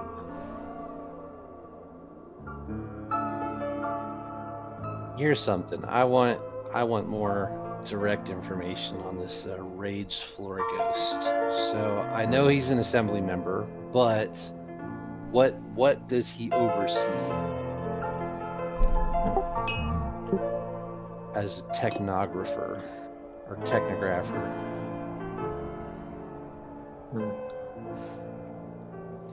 Well, I suppose it would make sense to actually sort of try to put pressure on one instead of everything.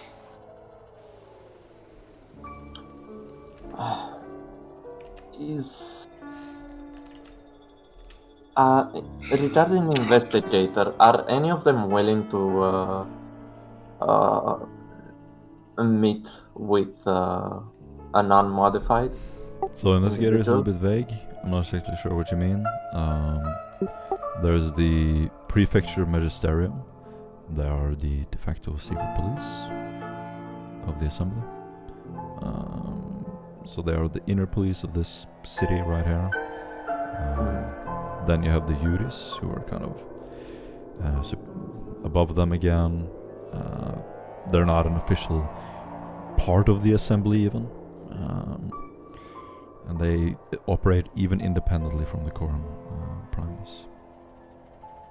Independently, you said? Yep. And then you have another group of Inquisitors, and you have your Inquisitorial agent. What's the possibility of contacting them? You have an open line. You have an open connection. You can always talk to them. You know, I'm just sort of saying, 5 against a city or 10 against a city is our odds. But Korax, I mean, it's really up to you. Because, well, you know about this kind of thing. Is it going to be, what do you call it, drawing the whole city down on us, or are they just going to not care?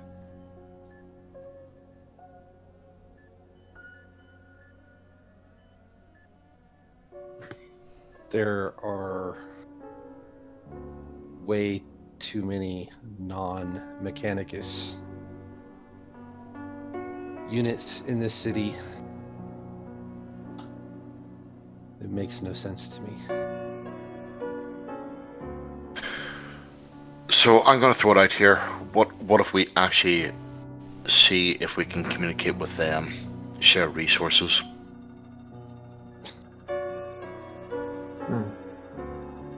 Are you referring to the other Inquisitorial agents, or with the independent? Oh no, with what do you call the other Inquisitional team? I mean, at the end of the day, we're technically on the same side. Is there a way to contact them? Martin? Who?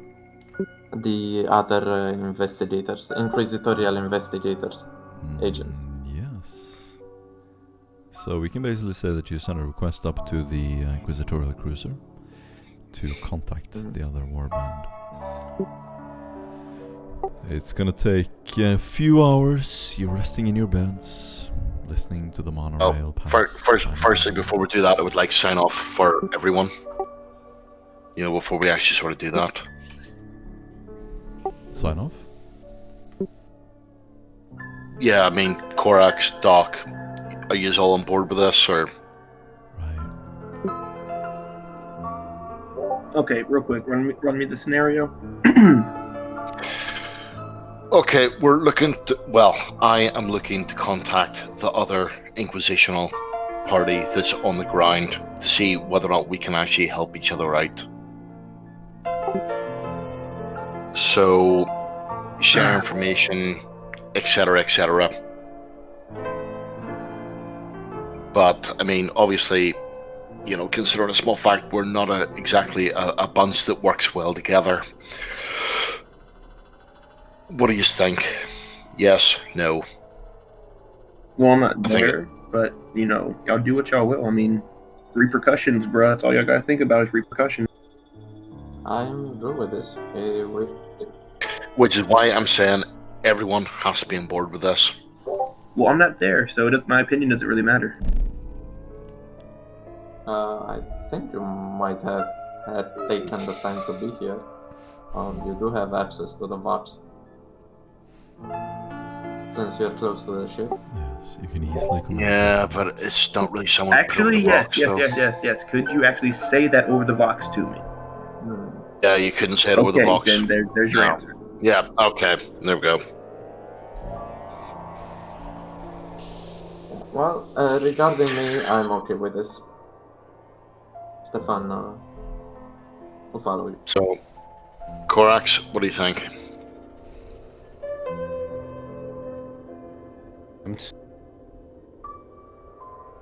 You cut off for a second there, Corax. What did you say?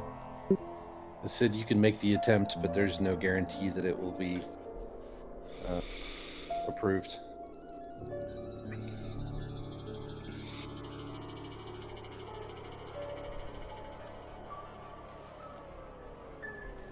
Well, I guess this could be taken as a yes.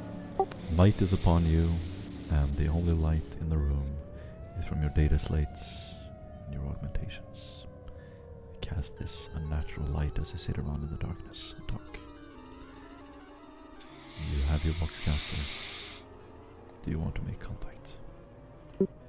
Yes, I presume so. No. Do you just want to Fuck it, yes. Just want to initiate a direct connection, nothing else. You have it's basically hardwired into the box. The strongest possible signal, no code, just goes directly there. It's encrypted. Oh, hell no. No.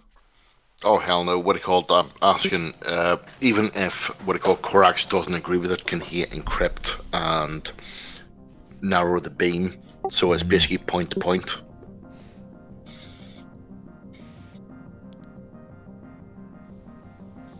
Can we make it either? Can we disguise it? Yeah, Then- you're asking Corax to do that? Yeah. Yeah. So I'm assuming that's happening Yeah. in character. Basically, asking him to sorry. Corax, can you narrow the beam? Can you encrypt it? Can you make this literally impossible to read? Well, that's a question that I have for Morton. Can I? Yes. Okay. So I will respond that I can, and I will. Then, yeah, we're sending it to the... Okay, before I sent it, I say, Corax, are you okay with this? Do you agree with this course of action?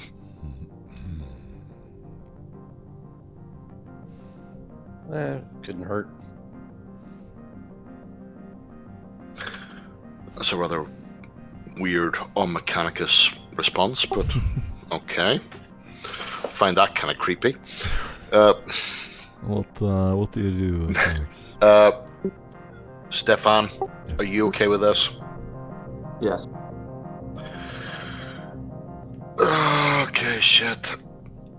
And I send a message Awesome. saying, just generally this is, basically requesting contact. Nice. All the ciphers and everything else. And Nice. Any of you can do a security test at -20. Whoever wants to.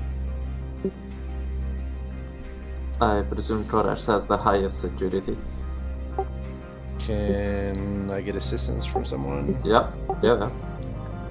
I wish I Oh could. wait, I don't have security. Fuck. I stressed scrutiny. Do you have security, Duskin? I do not. Then Wow. never mind. Hold on. Really? In fact, That's surprising. Hold on.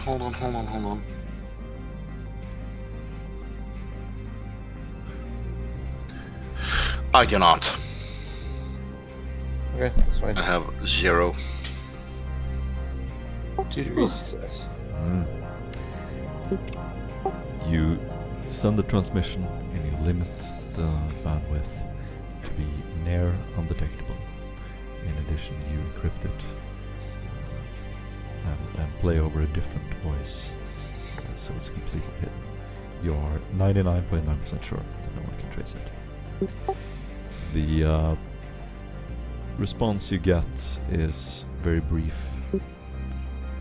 And what is the exact request that you're making, Dusky?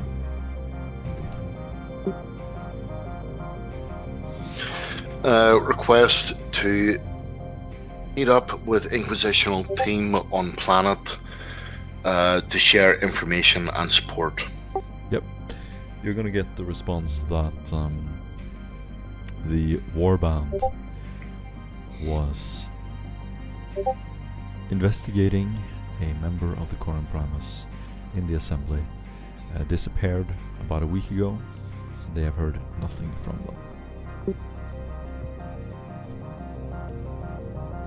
Damn.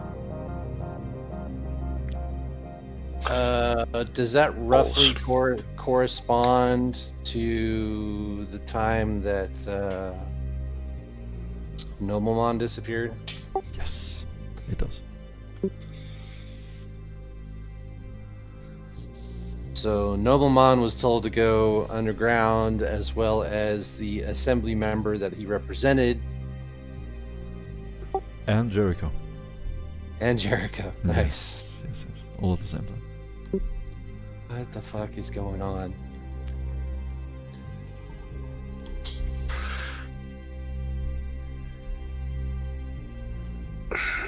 They were Hereticus.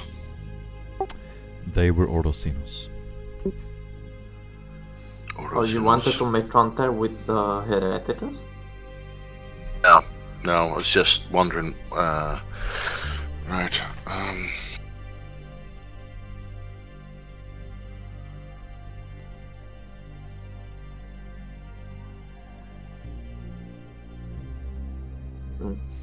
Well, I don't presume we can do anything else other than wait the 2 days until our meeting. Alright. Then we can skip time ahead. I'm just gonna ask Corax. Corax, Jericho, what Ordo is he? He's part of our Inquisitor's retinue. He's a most prestigious person and incredible agent of our Holy Ordo Inquisition. And it would be safe to assume that all inquisitorial assets on this planet right now are of our Inquisitor's retinue. Actually, Jericho, back in the day when we first met him in Omnicron, said that there was an inquisitorial team on his way, but if I remember correctly, he was not certain if they were part of Yep. our retinue. Yep. He didn't know Indeed. anything about them at the time. So he hadn't received any briefing about where they were or anything else. Okay, and has that changed? I mean, have we got any update on that? Yeah. The information that the inquisitorial group is in this city is new, and you're assuming that they're sharing it with you because they have disappeared.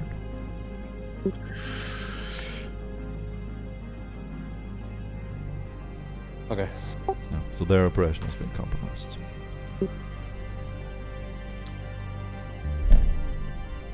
Alright. Alright. You spend the 2 days in the room and occasionally walk out in the day, try to find safe areas, not wander too far. And you can do a... Actually, no.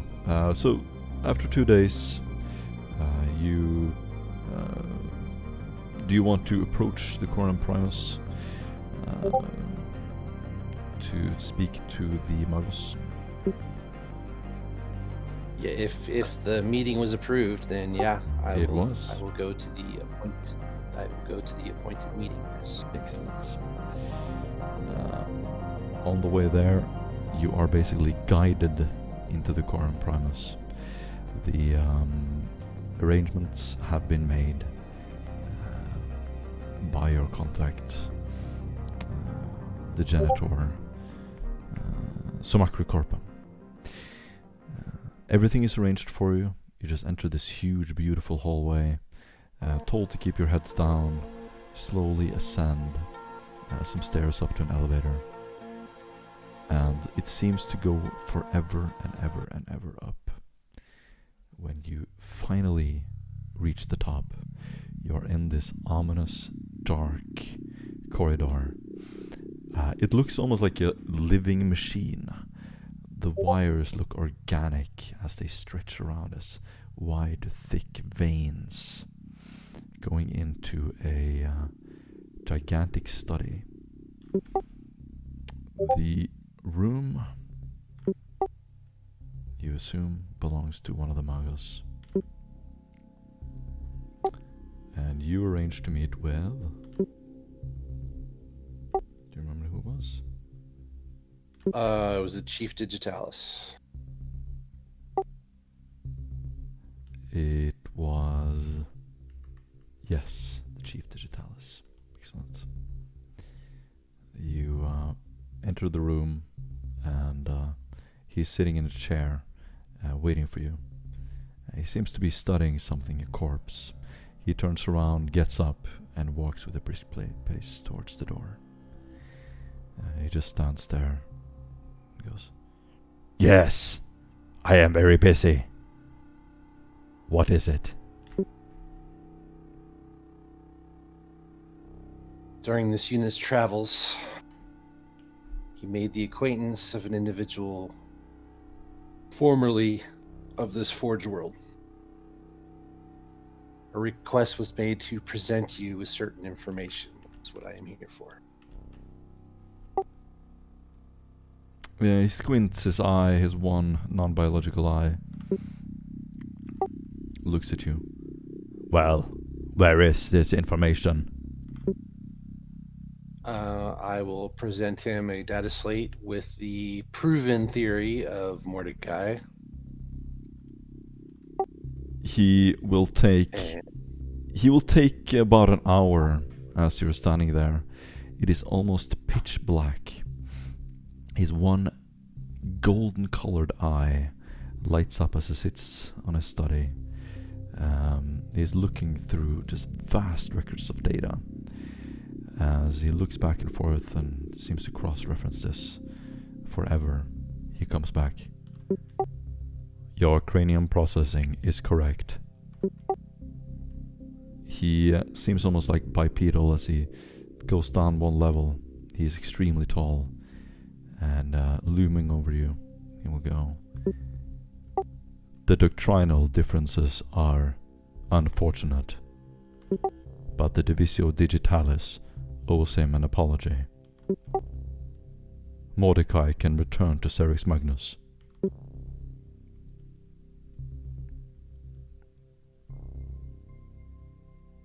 This unit will relay this information to him directly. And slight bow and leave.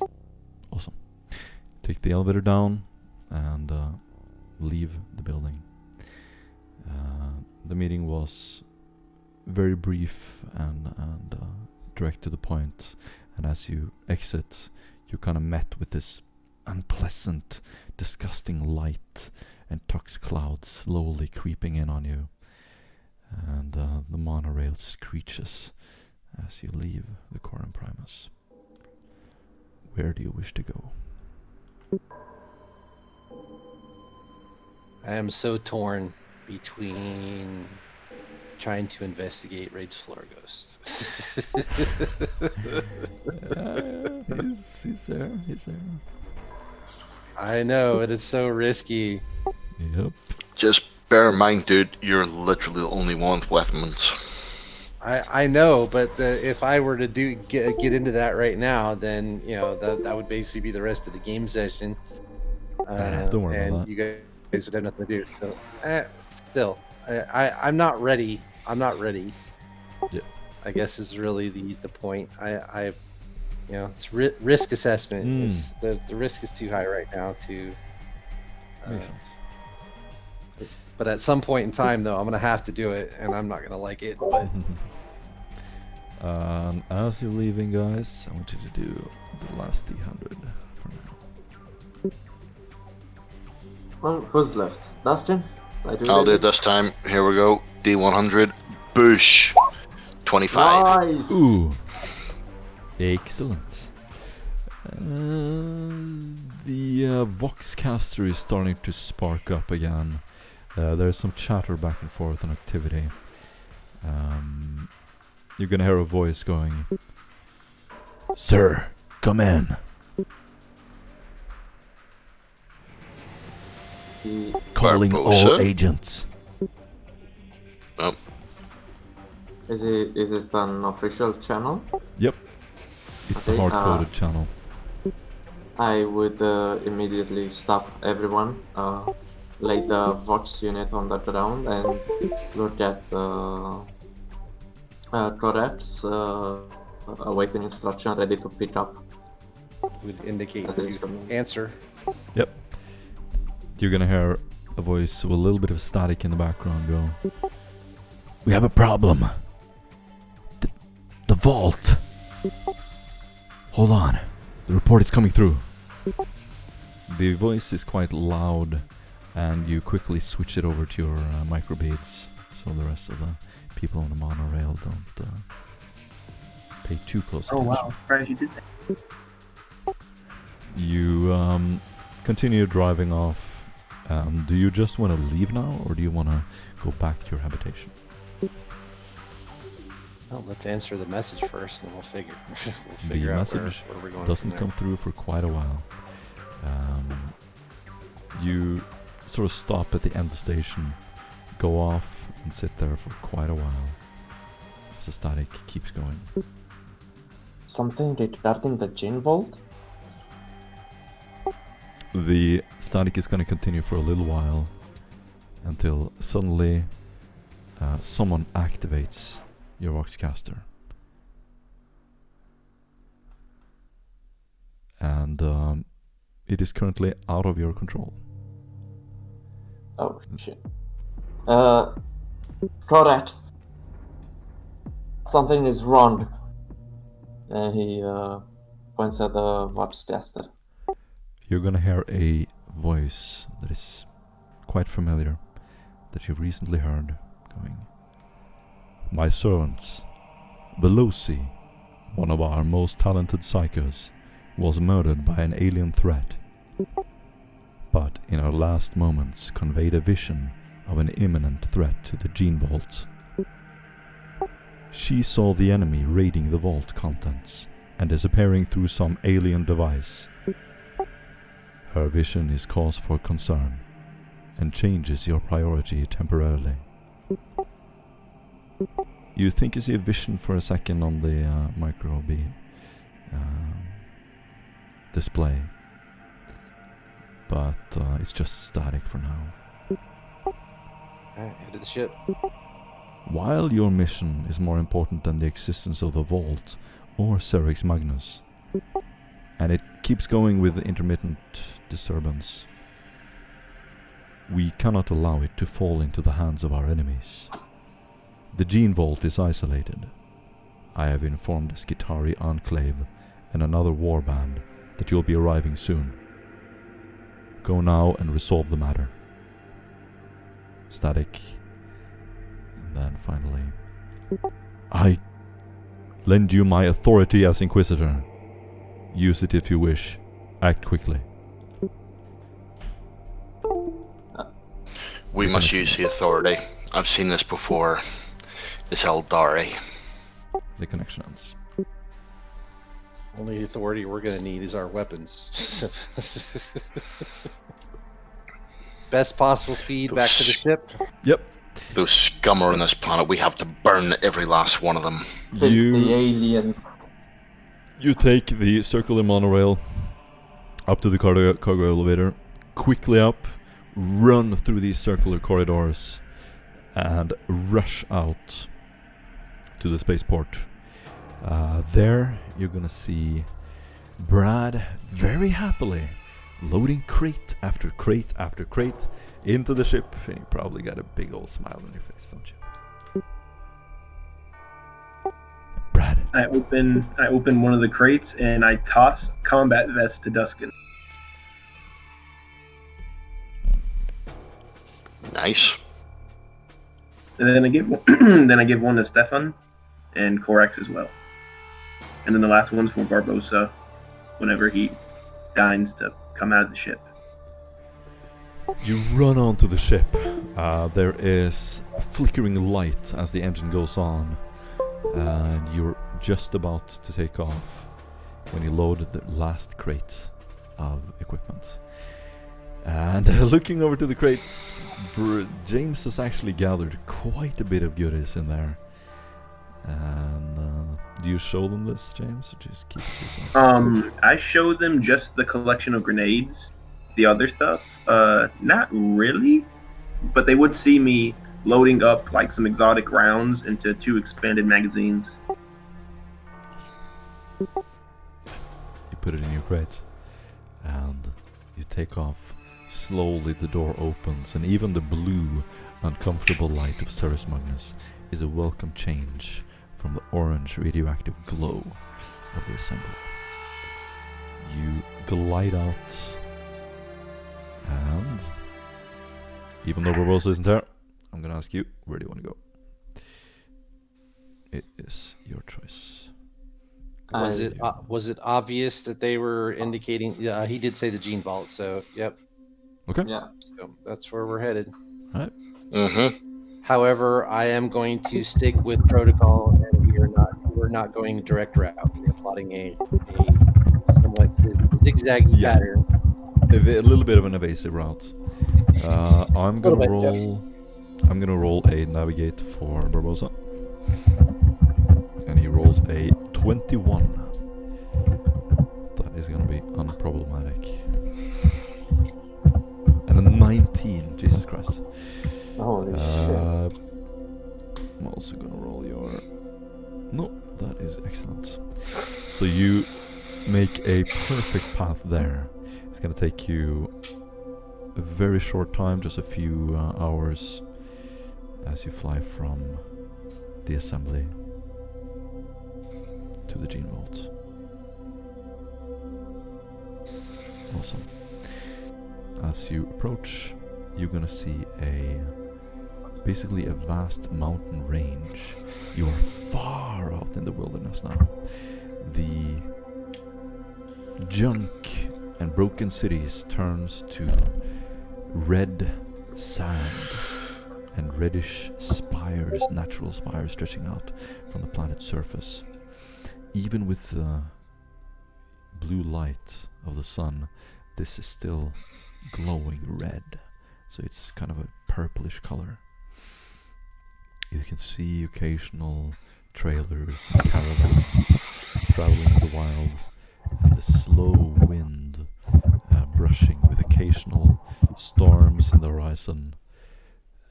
Barbosa makes slow, easy, gliding, evasive movements around the clouds. You approach this mountain range when you see what looks to be a mechanical door, huge. It looks like it could fit a battle cruiser, and it opens up on the side of one of the mountains. It slowly glides open. You, on the way there, have heard that there are several of your contacts on location. You heard that there was an inquisitorial contact, as well as some Skitari who know that you're coming. So you are expected. Well, we will announce our arrival, but before we actually land or do anything, Duskin, Mm-hmm.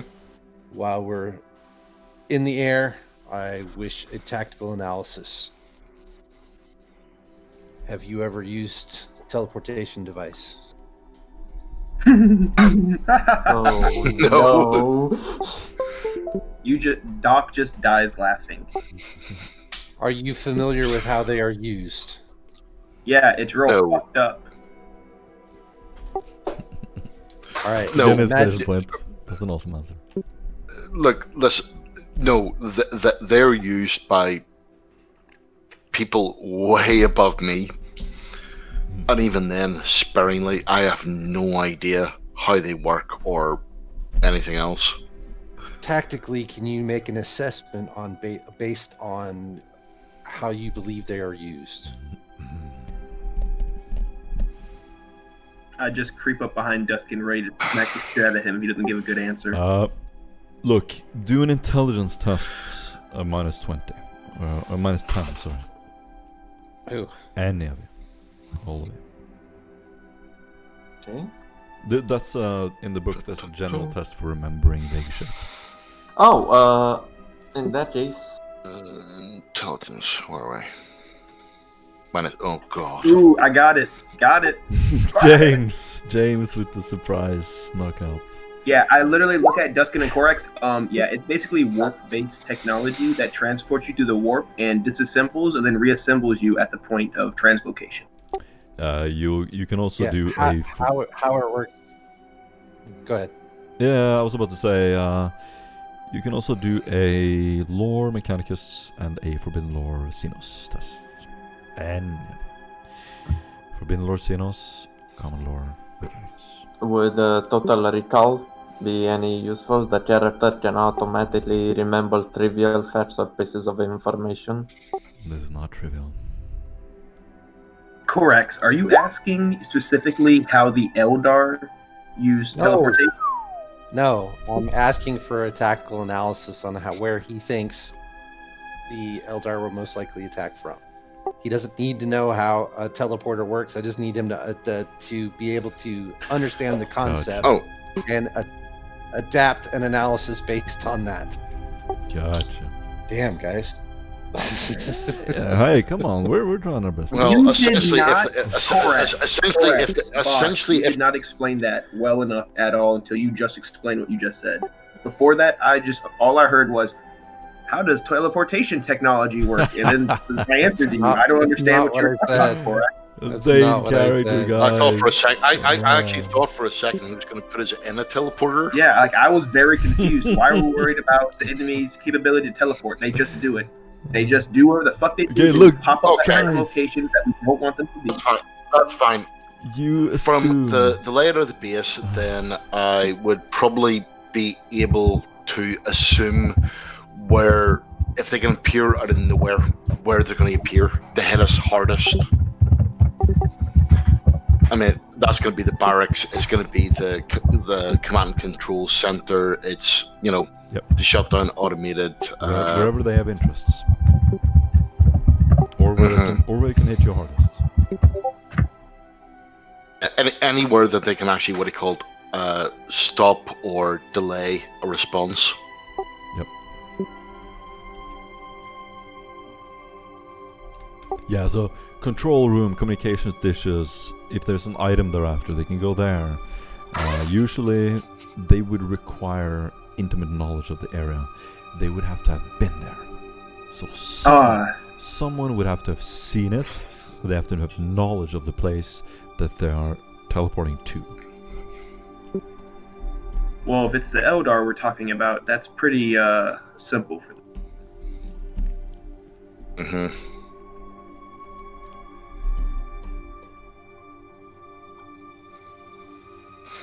Well, we can assume they want something that's within the gene vault, so they're going to need to appear somewhere where that will give them access to it. So, other than that, that's about the only safe assumption we can make. Why are we even assuming anything? We have to do this like good sex, loud and fucking nasty. Yikes. Duskin, sometimes I like your vulgar mouth. But shut the fuck up. This has nothing to do with sex being loud and nasty. Just saying, let's go in, let's kill shit. At the end of the day, we have the enemy in front of us. Let's. Are there any obvious signs of combat yet? None whatsoever. Your Right. voicecaster is still active. We can get further information either from the Stitari or the Inquisitorial team on the premises.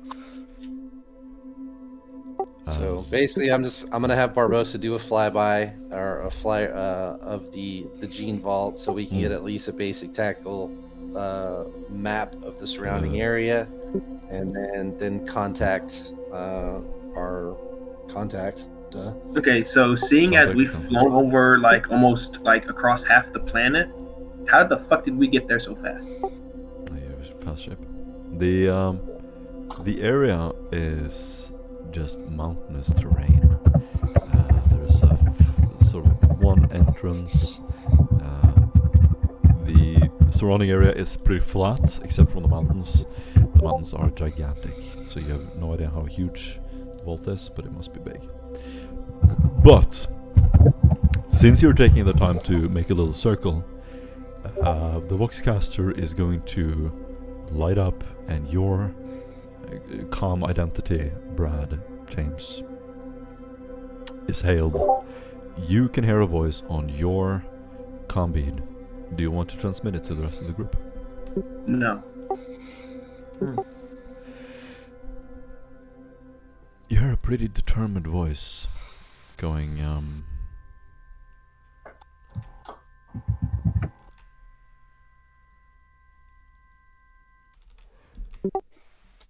Prime James of the Holy Order, sir.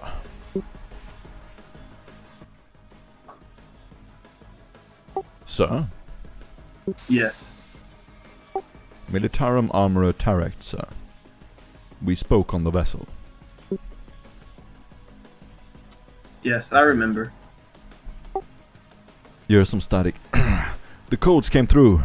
It seems someone in the Thule subsector delivered what you requested. The assets have been in orbit for some time. We have orders to withhold them to minimize exposure. Do you respond? I just reply back, I understand. I will give clearance when the time is necessary. Static. The boss just authorized deployment on your command. Shall we command, sir? Yes. Commence. I'm transporting 2 Astra Militarum units, sir, stationed in Askellon from Segmentum Tempestus? That is correct. Anyway, they don't talk much. I want to get them off my ship. They're unnerving my crew. You hear some static again. They have that sort of effect. After a little while, you think you see something on the sky. A small little blip starting to approach. And I have already paid for the influence, so you don't need to think about that, James. Gotcha. It has been subtracted. Excellent. You are gonna then take another circle and slowly glide into the mountain base.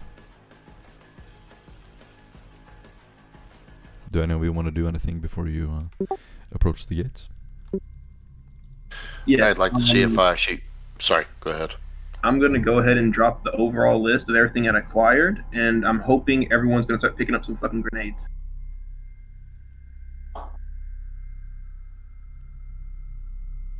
Do. Mm-hmm. Sorry, 1 second, it's a big list. Well, while he's doing that, do you actually notice anything coming down from the atmosphere? If you want to stay outside for long enough, you're gonna see a Astra Militarum ship, transport ship. Looks like it could hold up to 40 men. It slowly descends towards your ship. After a little while, it like links up next to you, and it goes. There are some lights flickering, and it basically motions for the gate for you to enter first.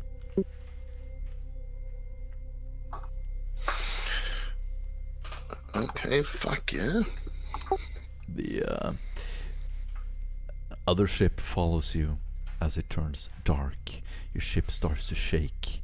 You're entering a dark, cavernous area. For the first time in a long time, you can see natural rock inside, very close up. Everything is kind of lit up by the light of your ship, and as you're whizzing by these various antennas and doors, there are several security measures that open up and hatches that open up the further in you drive. The inside itself is this. When you turn a corner, you've been driving for maybe 20 minutes, is a gigantic maze that just keeps going down and down and down. Finally, you see a gigantic wall, and there's a little opening at the top of the cavern. It must be several hundred meters tall. There is a massive, gigantic gate. Your Vox caster is going to light up, and you're just going to hear a voice going, "No one enters or leaves the vault, but we have been told to make an exception for your Inquisitor."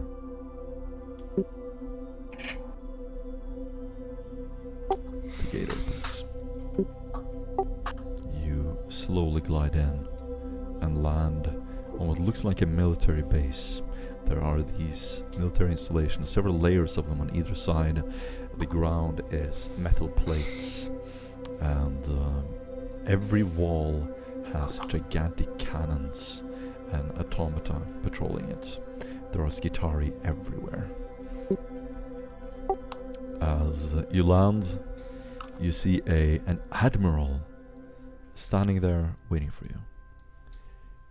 You step off the ship and look around. There are floodlights everywhere, and everything is bathed in this bright white glow.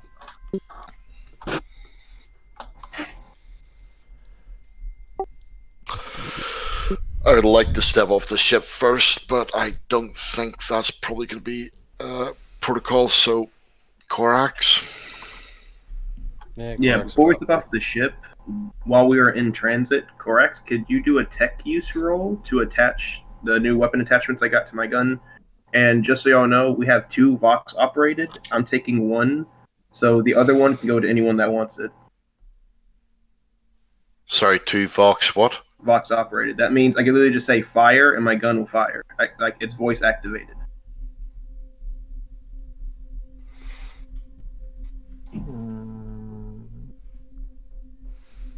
Yeah, sure, why not? Yeah, I mean, you can take it off later on and put it on. Yeah, I mean, I got shit guns, but I'm the only other ranged person at the moment, so yeah. Okay, but I would have Corax to attach the new Barbosa. attachment. Awesome. Several Skitari are on the gate, and they're just looking down on you. They have their weapons drawn, but they just slowly turn over and keep patrolling when you land. The man standing in front of you with the Admiral outfit, he is skinny, pale, quite tall. He has a brown mustache and what looks like black hair under his admiral hat.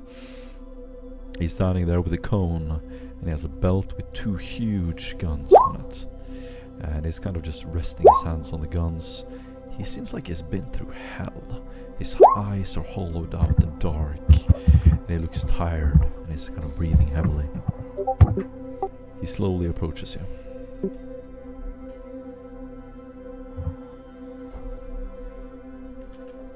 Is that enough?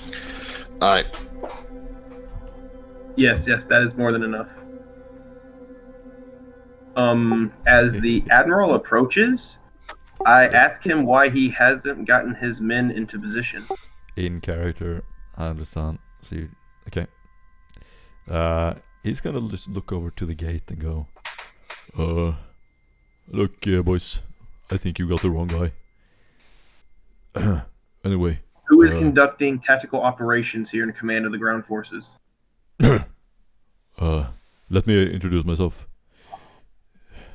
I am Torgadon, servant of the Holy Orders of the Inquisition.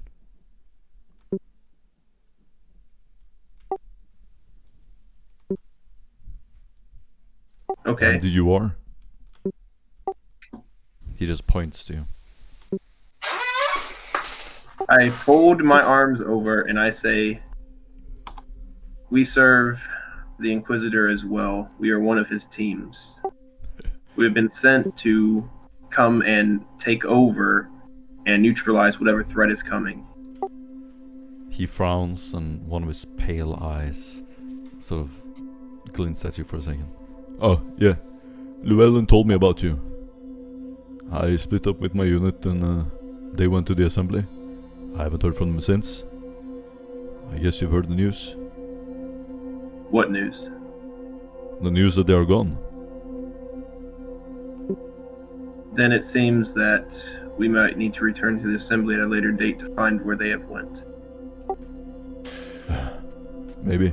Probably, Dustin at this stage speaks up and says, dead somewhere in the sewer system, shredded by discs. they're gone? What do you mean they're gone? Have you not sought to actually find out where they are? Are they lost? Have they left the planet? What? Look, my task was primarily to monitor the assembly. We found some heretics, but our cover was blown. We split up, and I haven't heard from them since. That's all I know. We started losing access across the places, and I was sent there by this Magos friend, or with some reports or something. All these. Then, for the time being, you're going to be integrated into our squad.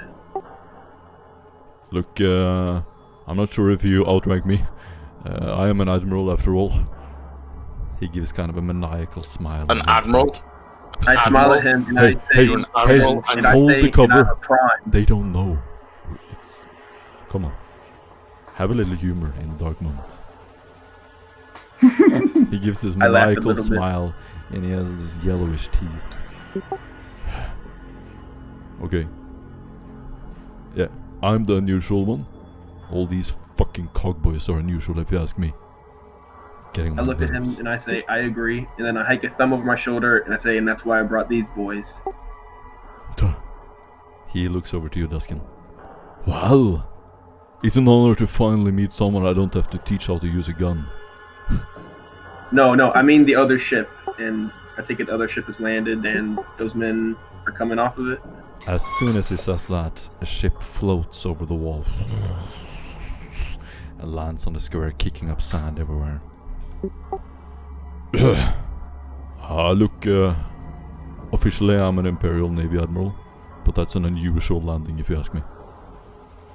Who the hell is that? I shrug. You know more than I do. I don't know shit. Who is it? Well, I would hope you know shit about ships.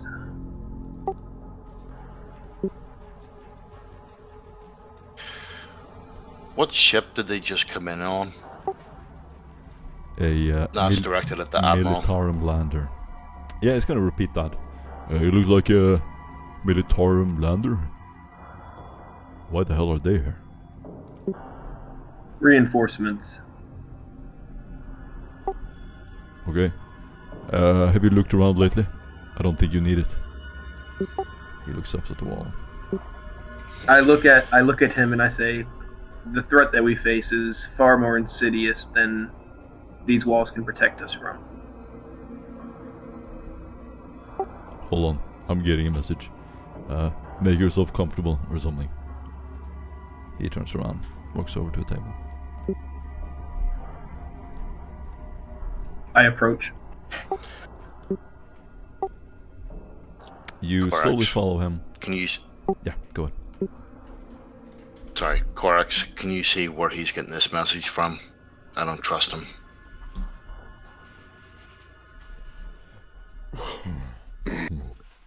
If that unit does anything inappropriate, you know what to do. He's got a point. So, essentially, you can't see whether or not he's getting a signal from anywhere. Okay, cool. Ja, det vill du väl timma så ska jag fortsätta programmet.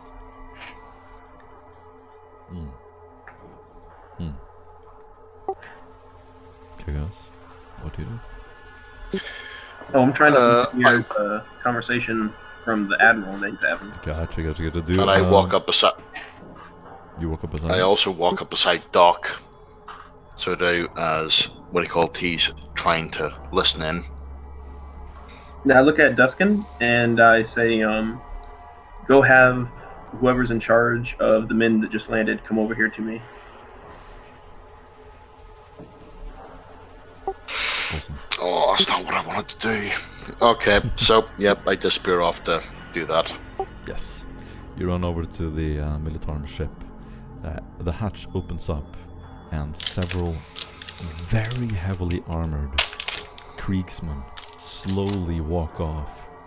They seem completely detached from their surroundings, just completely cold. As you approach, they just give you a dismissant gaze. Several more of them keep pouring out of the ship. Right there. So I shout at them, "Fast, you pieces of shit, form up." Who the fuck are you? One of them turns over, spits on the ground. Air is breathing. Your fucking boss. Do as I say. He turns around and looks At at which the point others. then I put my hand to my gun. He turns around and looks at the others, raises his bolter. We were told to meet someone. James. Yes, and that is a gentleman over there. Now move your fucking ass. Alright, boys, you heard him. Several of them start jogging over to where James is at. They pick up heavy armaments. Several of them have what look like autocannons, even heavier equipment that needs to be braced to fire. They unload it and carry it between them. They sit up next to you, James. As soon as they get to me, I tell them we won't be deploying out here. We will be deploying inside the facility. Inside? Care to tell us what's going on, sir? I look at him and I say, the fucking Eldar. Alien scum. It's gonna look at the installation.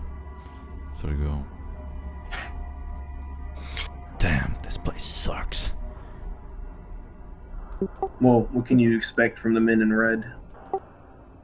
He sort of looks up at the wall. Several of the Skitari, they're no longer looking in your direction. They seem to be just scouting the horizon.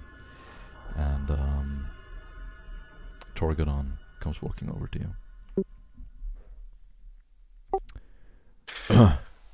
Sorry, just to actually interject. Yeah. But while they're actually all sort of standing there talking to James, I actually walk up behind the one that talked back and put my hand cannon to the back of his head and say, "You get one. Speak back to me again, and you will have the Emperor's mercy." Do an intimidate test, and I'm gonna do a test to resist it.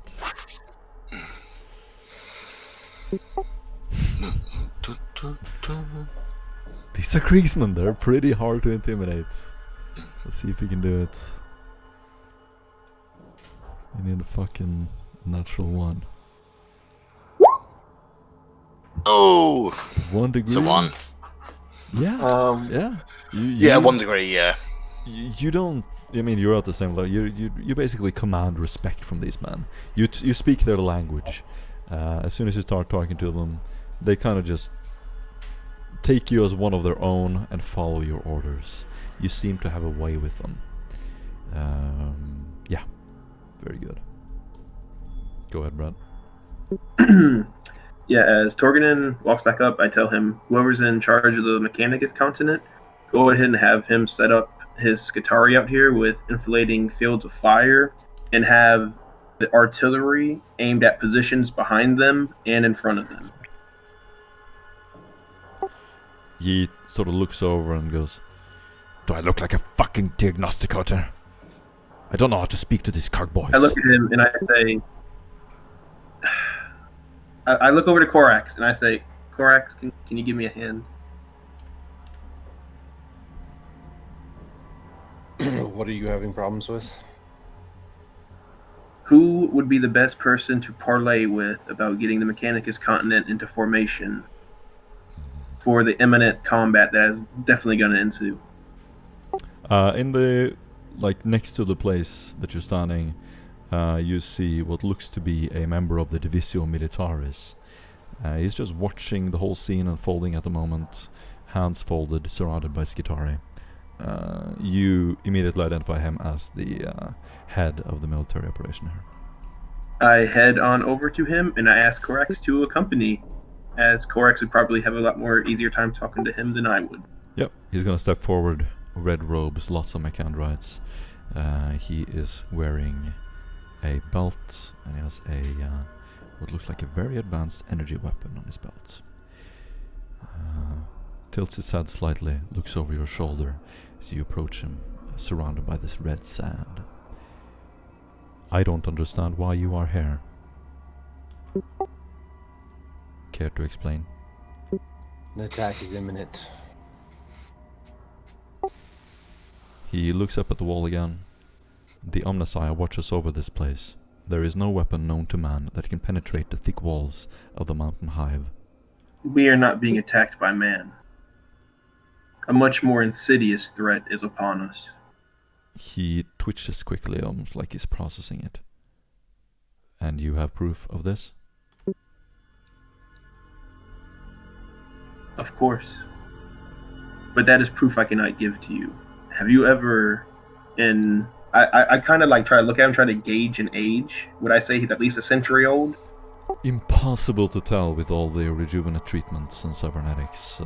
Whenever you receive the cybernetic, like the heaviest cybernetic advancements, it could have been like in the 50s maybe. Okay.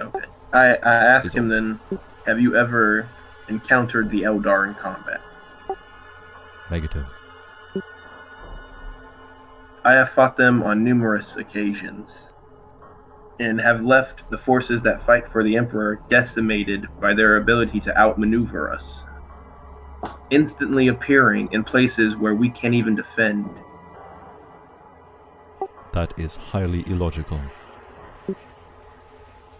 Well, that is the aliens' way. That is not our way. I assure you, we are prepared to defend from all angles. Show me the layout you've generated to defend this facility. He is going to look over your shoulder again and go, "The Inquisitor is trusted by our superior. However, I find this operation highly suspect." I look at him and I say, I serve the Inquisitor. I work on his behalf. I do nothing that he does not ask me to do. He has asked us to come and protect this facility, and by the fucking Emperor, I'm gonna fucking protect this facility, whether it's from you or the Eldar or your incompetence. You have not faced them before, and I have. You have a little bit of a talk back and forth. Do a logic test. +0.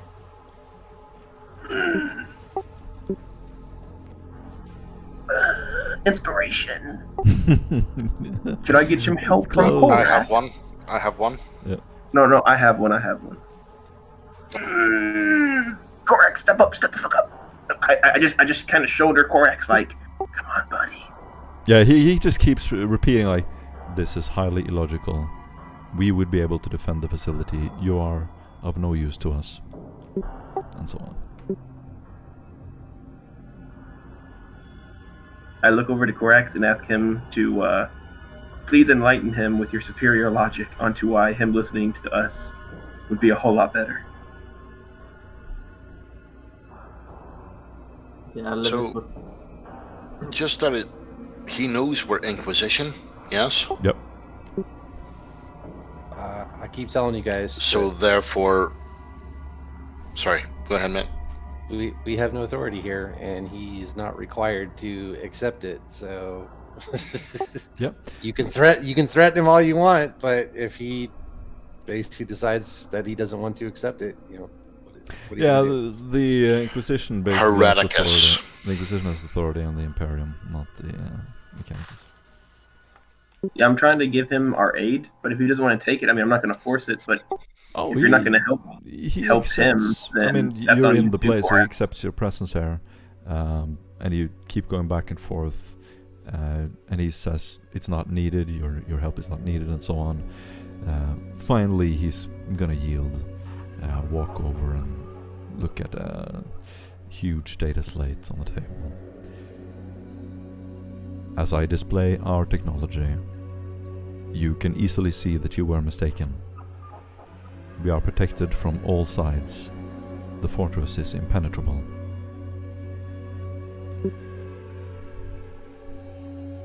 I'm just going to dead ass look at Korax. Are you really going to let this continue?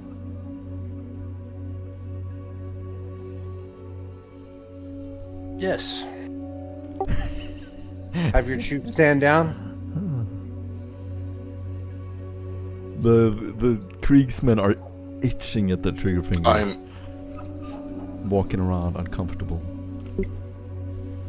And Duskin is obviously, what do you call it, pissed off at this delay. If they are capable of defending this facility, then we are not needed.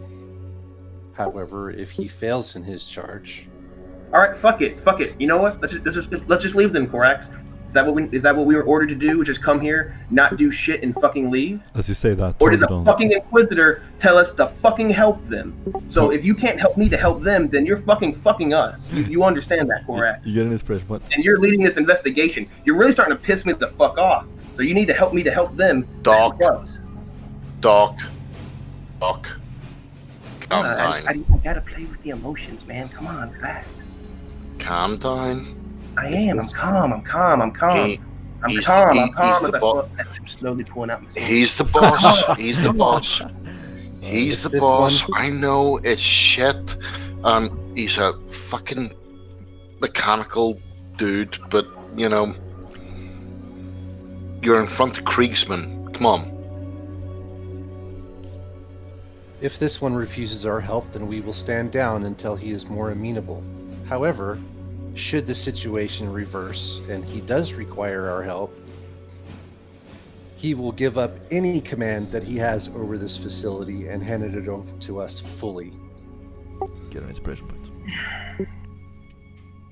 I look at Korax and I say, I kind of privately do like a little group huddle, and I say, okay, that was very well played, but look, it might be too late for us to react when they fuck up, and I'd rather us be in a good position to intercede. Torgadon comes jogging up towards you. Hey, boys. I just heard some news on the combid. Well, turns out you heard about Veloci. I didn't know how much you knew, so I didn't want to discuss it openly with you. But now that I know that you know, well, you have heard, right? What? The visions that Veloci had. Yes, there would be an attack here.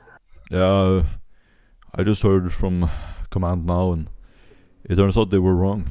Veloci's visions is the aliens were already here. And And who did you hear this from? High Command. They saw Veloci. You said they're already here? Well, Veloci saw them escaping through some device. Maybe we should take a look. I have the clearance cards.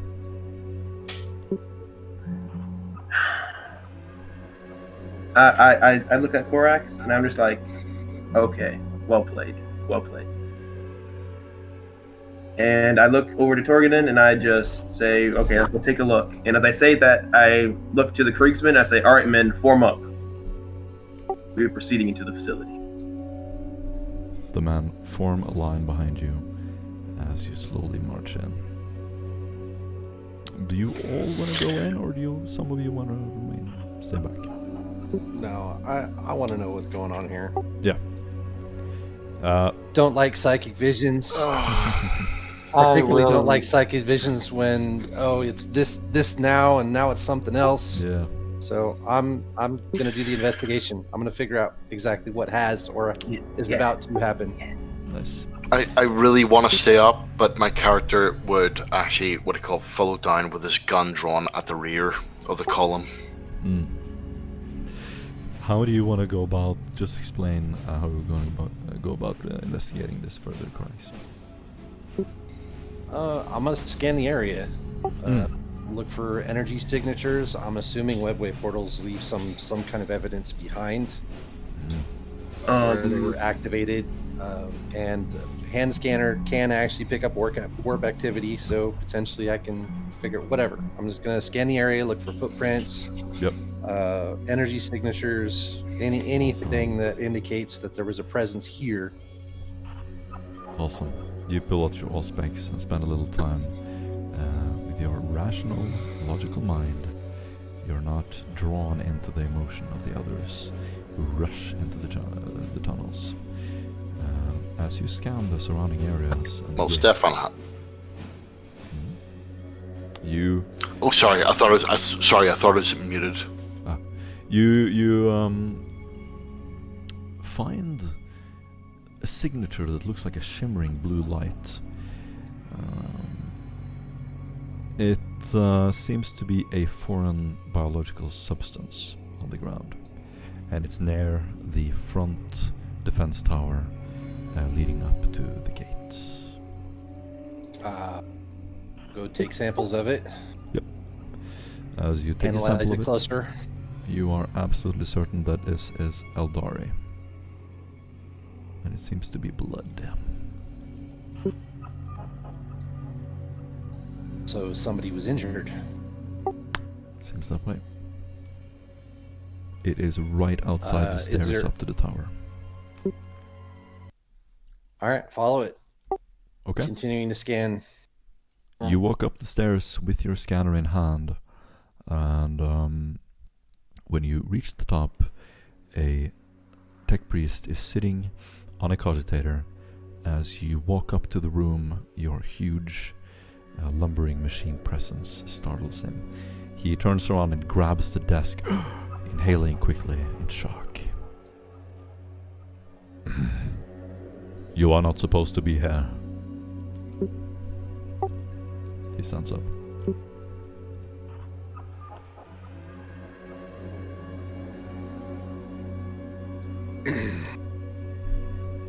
This unit's presence was approved. He stands between you and the cogitator and motions to the door again. Your service is not requested nor desired.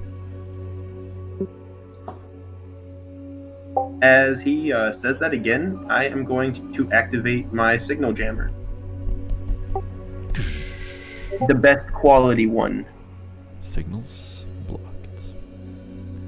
The man will immediately grab his microbead, his air, and he seems confused for a moment, just throwing glances out in the air, and then he loses, and then he drops his hand again.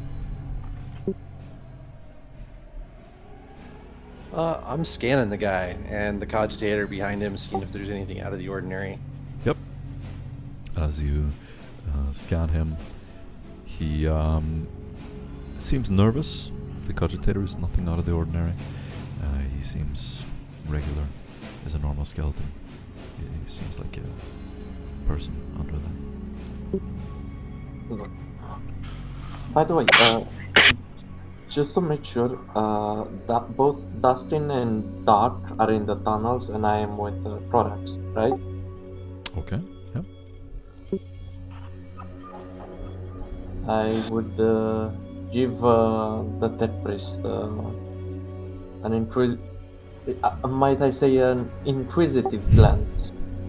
And I would also produce from my hidden pocket an Inquisitorial rosette and slap it on my chest. Awesome.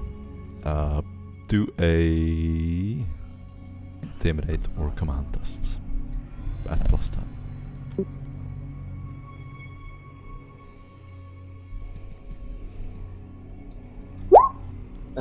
As Stefan slaps the rosette on his chest, he says, "You will step down. You will be scrutinized, and you will answer all of our questions." He looks increasingly nervous. Sweat is forming on his face. My emotional inhibitors disallow me from displaying my anguish that you are here. You are disturbing this facility. You are... And he seems to get more and more worked up. Sensing weakness in his subject, Stefan pushes forward. Xenos blood has been found on the premises of this holy facility. His eyes glare open. He rushes over to the cogitator and throws himself over it, basically. I will immediately raise my weapon towards him and say, "Don't you dare make another step towards that cogitator." Intimidate or command at -10. And... -10, you say? I'm gonna inspiration roll that. Well, Korax is going to rush him as he's turning to try to cover up the cogitator. Yeah. Jesus Christ, you had it the first time. Corax, you have your levitation thingy? Yep. You're just gonna fly over to him and do a melee attack. I'm gonna try to avoid it.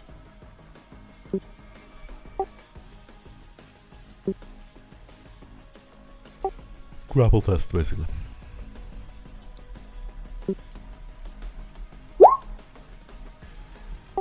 Beautiful. Your 2 last... degrees success. And he's Yeah. How do you pin him? How does it look? Oh, I'm not pinning him at all. I'm putting my knife right through the base of his brain. You gonna whack him? Mm-hmm. Alright.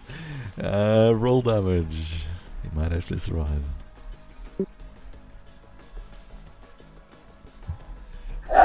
Jesus. Oh my god, One that's a turn crit. kill. You just fucking impale him on your sword. And it's just this quick motion. As you release it, he falls down on the floor with a thud. Dunk. His eyes are flared open and he's lifeless as blood starts to fill the floor. Alright. I basically just sheath my weapon and face the cogitator and try to figure out what he was protecting.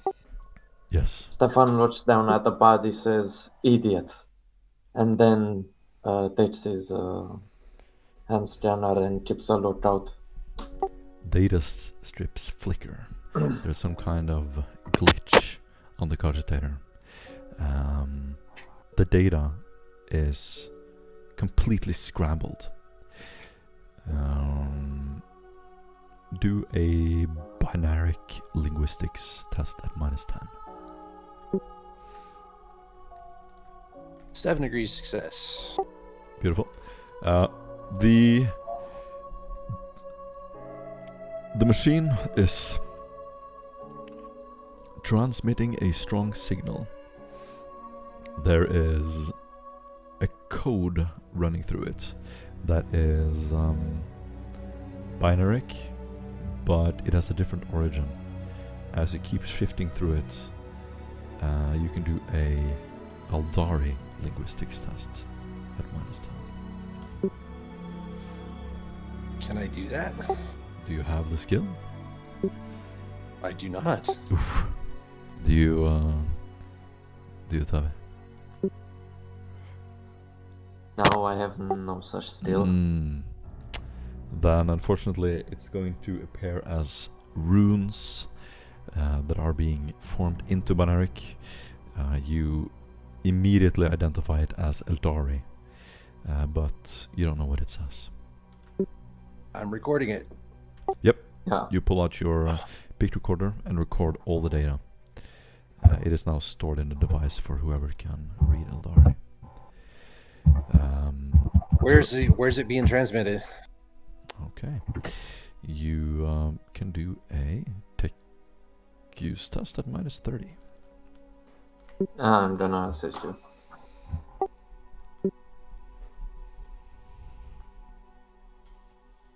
Two degrees success. Beautiful. The signal is extremely strong and is being transmitted to the largest antenna outside the vault. It is running as we speak. And it is local from this station. You should kill it, Korax. Can I? Well, I've recorded everything, right? I mean, yes. I'm assuming it's just cycling the same data over and over again. It's just a So, yeah, I'm ton just of gonna data kill it. that keeps repeating, yeah. Mm-hmm. I'm gonna kill it. Go. Kill the transmission. You have no problem whatsoever. You shut down the entire transmission. The machine spirit goes cold. As you look over to the neighboring machine, it has no such issue. It seems perfectly fine. As you look around, there's this dead silence. No one outside the tower has seen anything or detected you. All right, I'm going to return to the individual that refused our assistance in the past. Yes. Is there anyone in this facility that can translate Eldari? He is looking very confused, kind of has this determined frown on his face. I do not understand why we need to know Eldari. Yes. We do have an individual who understands it. Bring them here I pipe up from the immediately. back. Yeah, same. He's going to speak into his microbeam. Lex Mechanicus. After a little while, looks like a scribe, hunchbacked, appears from one of the officios in the corner. He slowly lumbers over to you, stands next to the table, and he's going to look at your screen. He's going to read out loud. Hear me, hear me. Cymancers. The Eldari taint will be gone forever. We have mutual interest. Let them in. If we let them pass, they will remove what they see as an abomination of their gene seed, and in turn save our world. Understood. If we attempt to stop them, they will walk over our bones to retrieve their genetic code. They are here. And then you see what looks like a transmission back and forth. Basically, it looks like a communication from the Eldari, and then orders on what to say to this tech priest. And it goes back and forth several days. The man reads this out loud, and the Militarum chief looks over to you, and he has a visible shock on his face.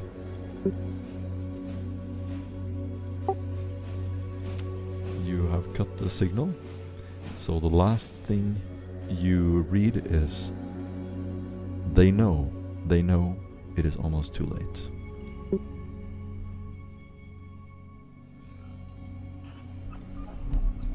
And what do you make of this development? Where did you retrieve this data? I give him exact coordinates. He is going to run up and description. investigate it.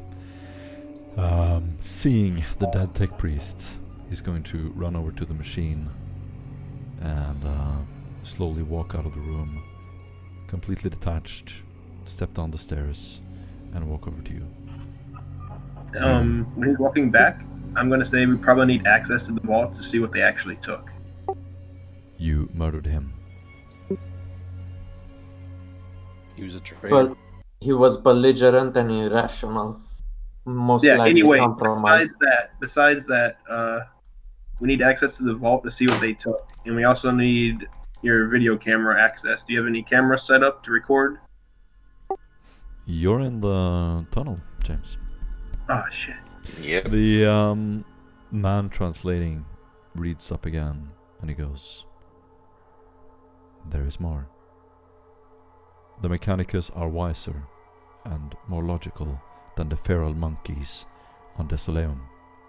Displaying our technology in person was the correct decision. Today, new arrivals. They must be here to retrieve the precious gene seeds. We will attempt to neutralize the threat if they get near our transmitter." He looks worried up at you.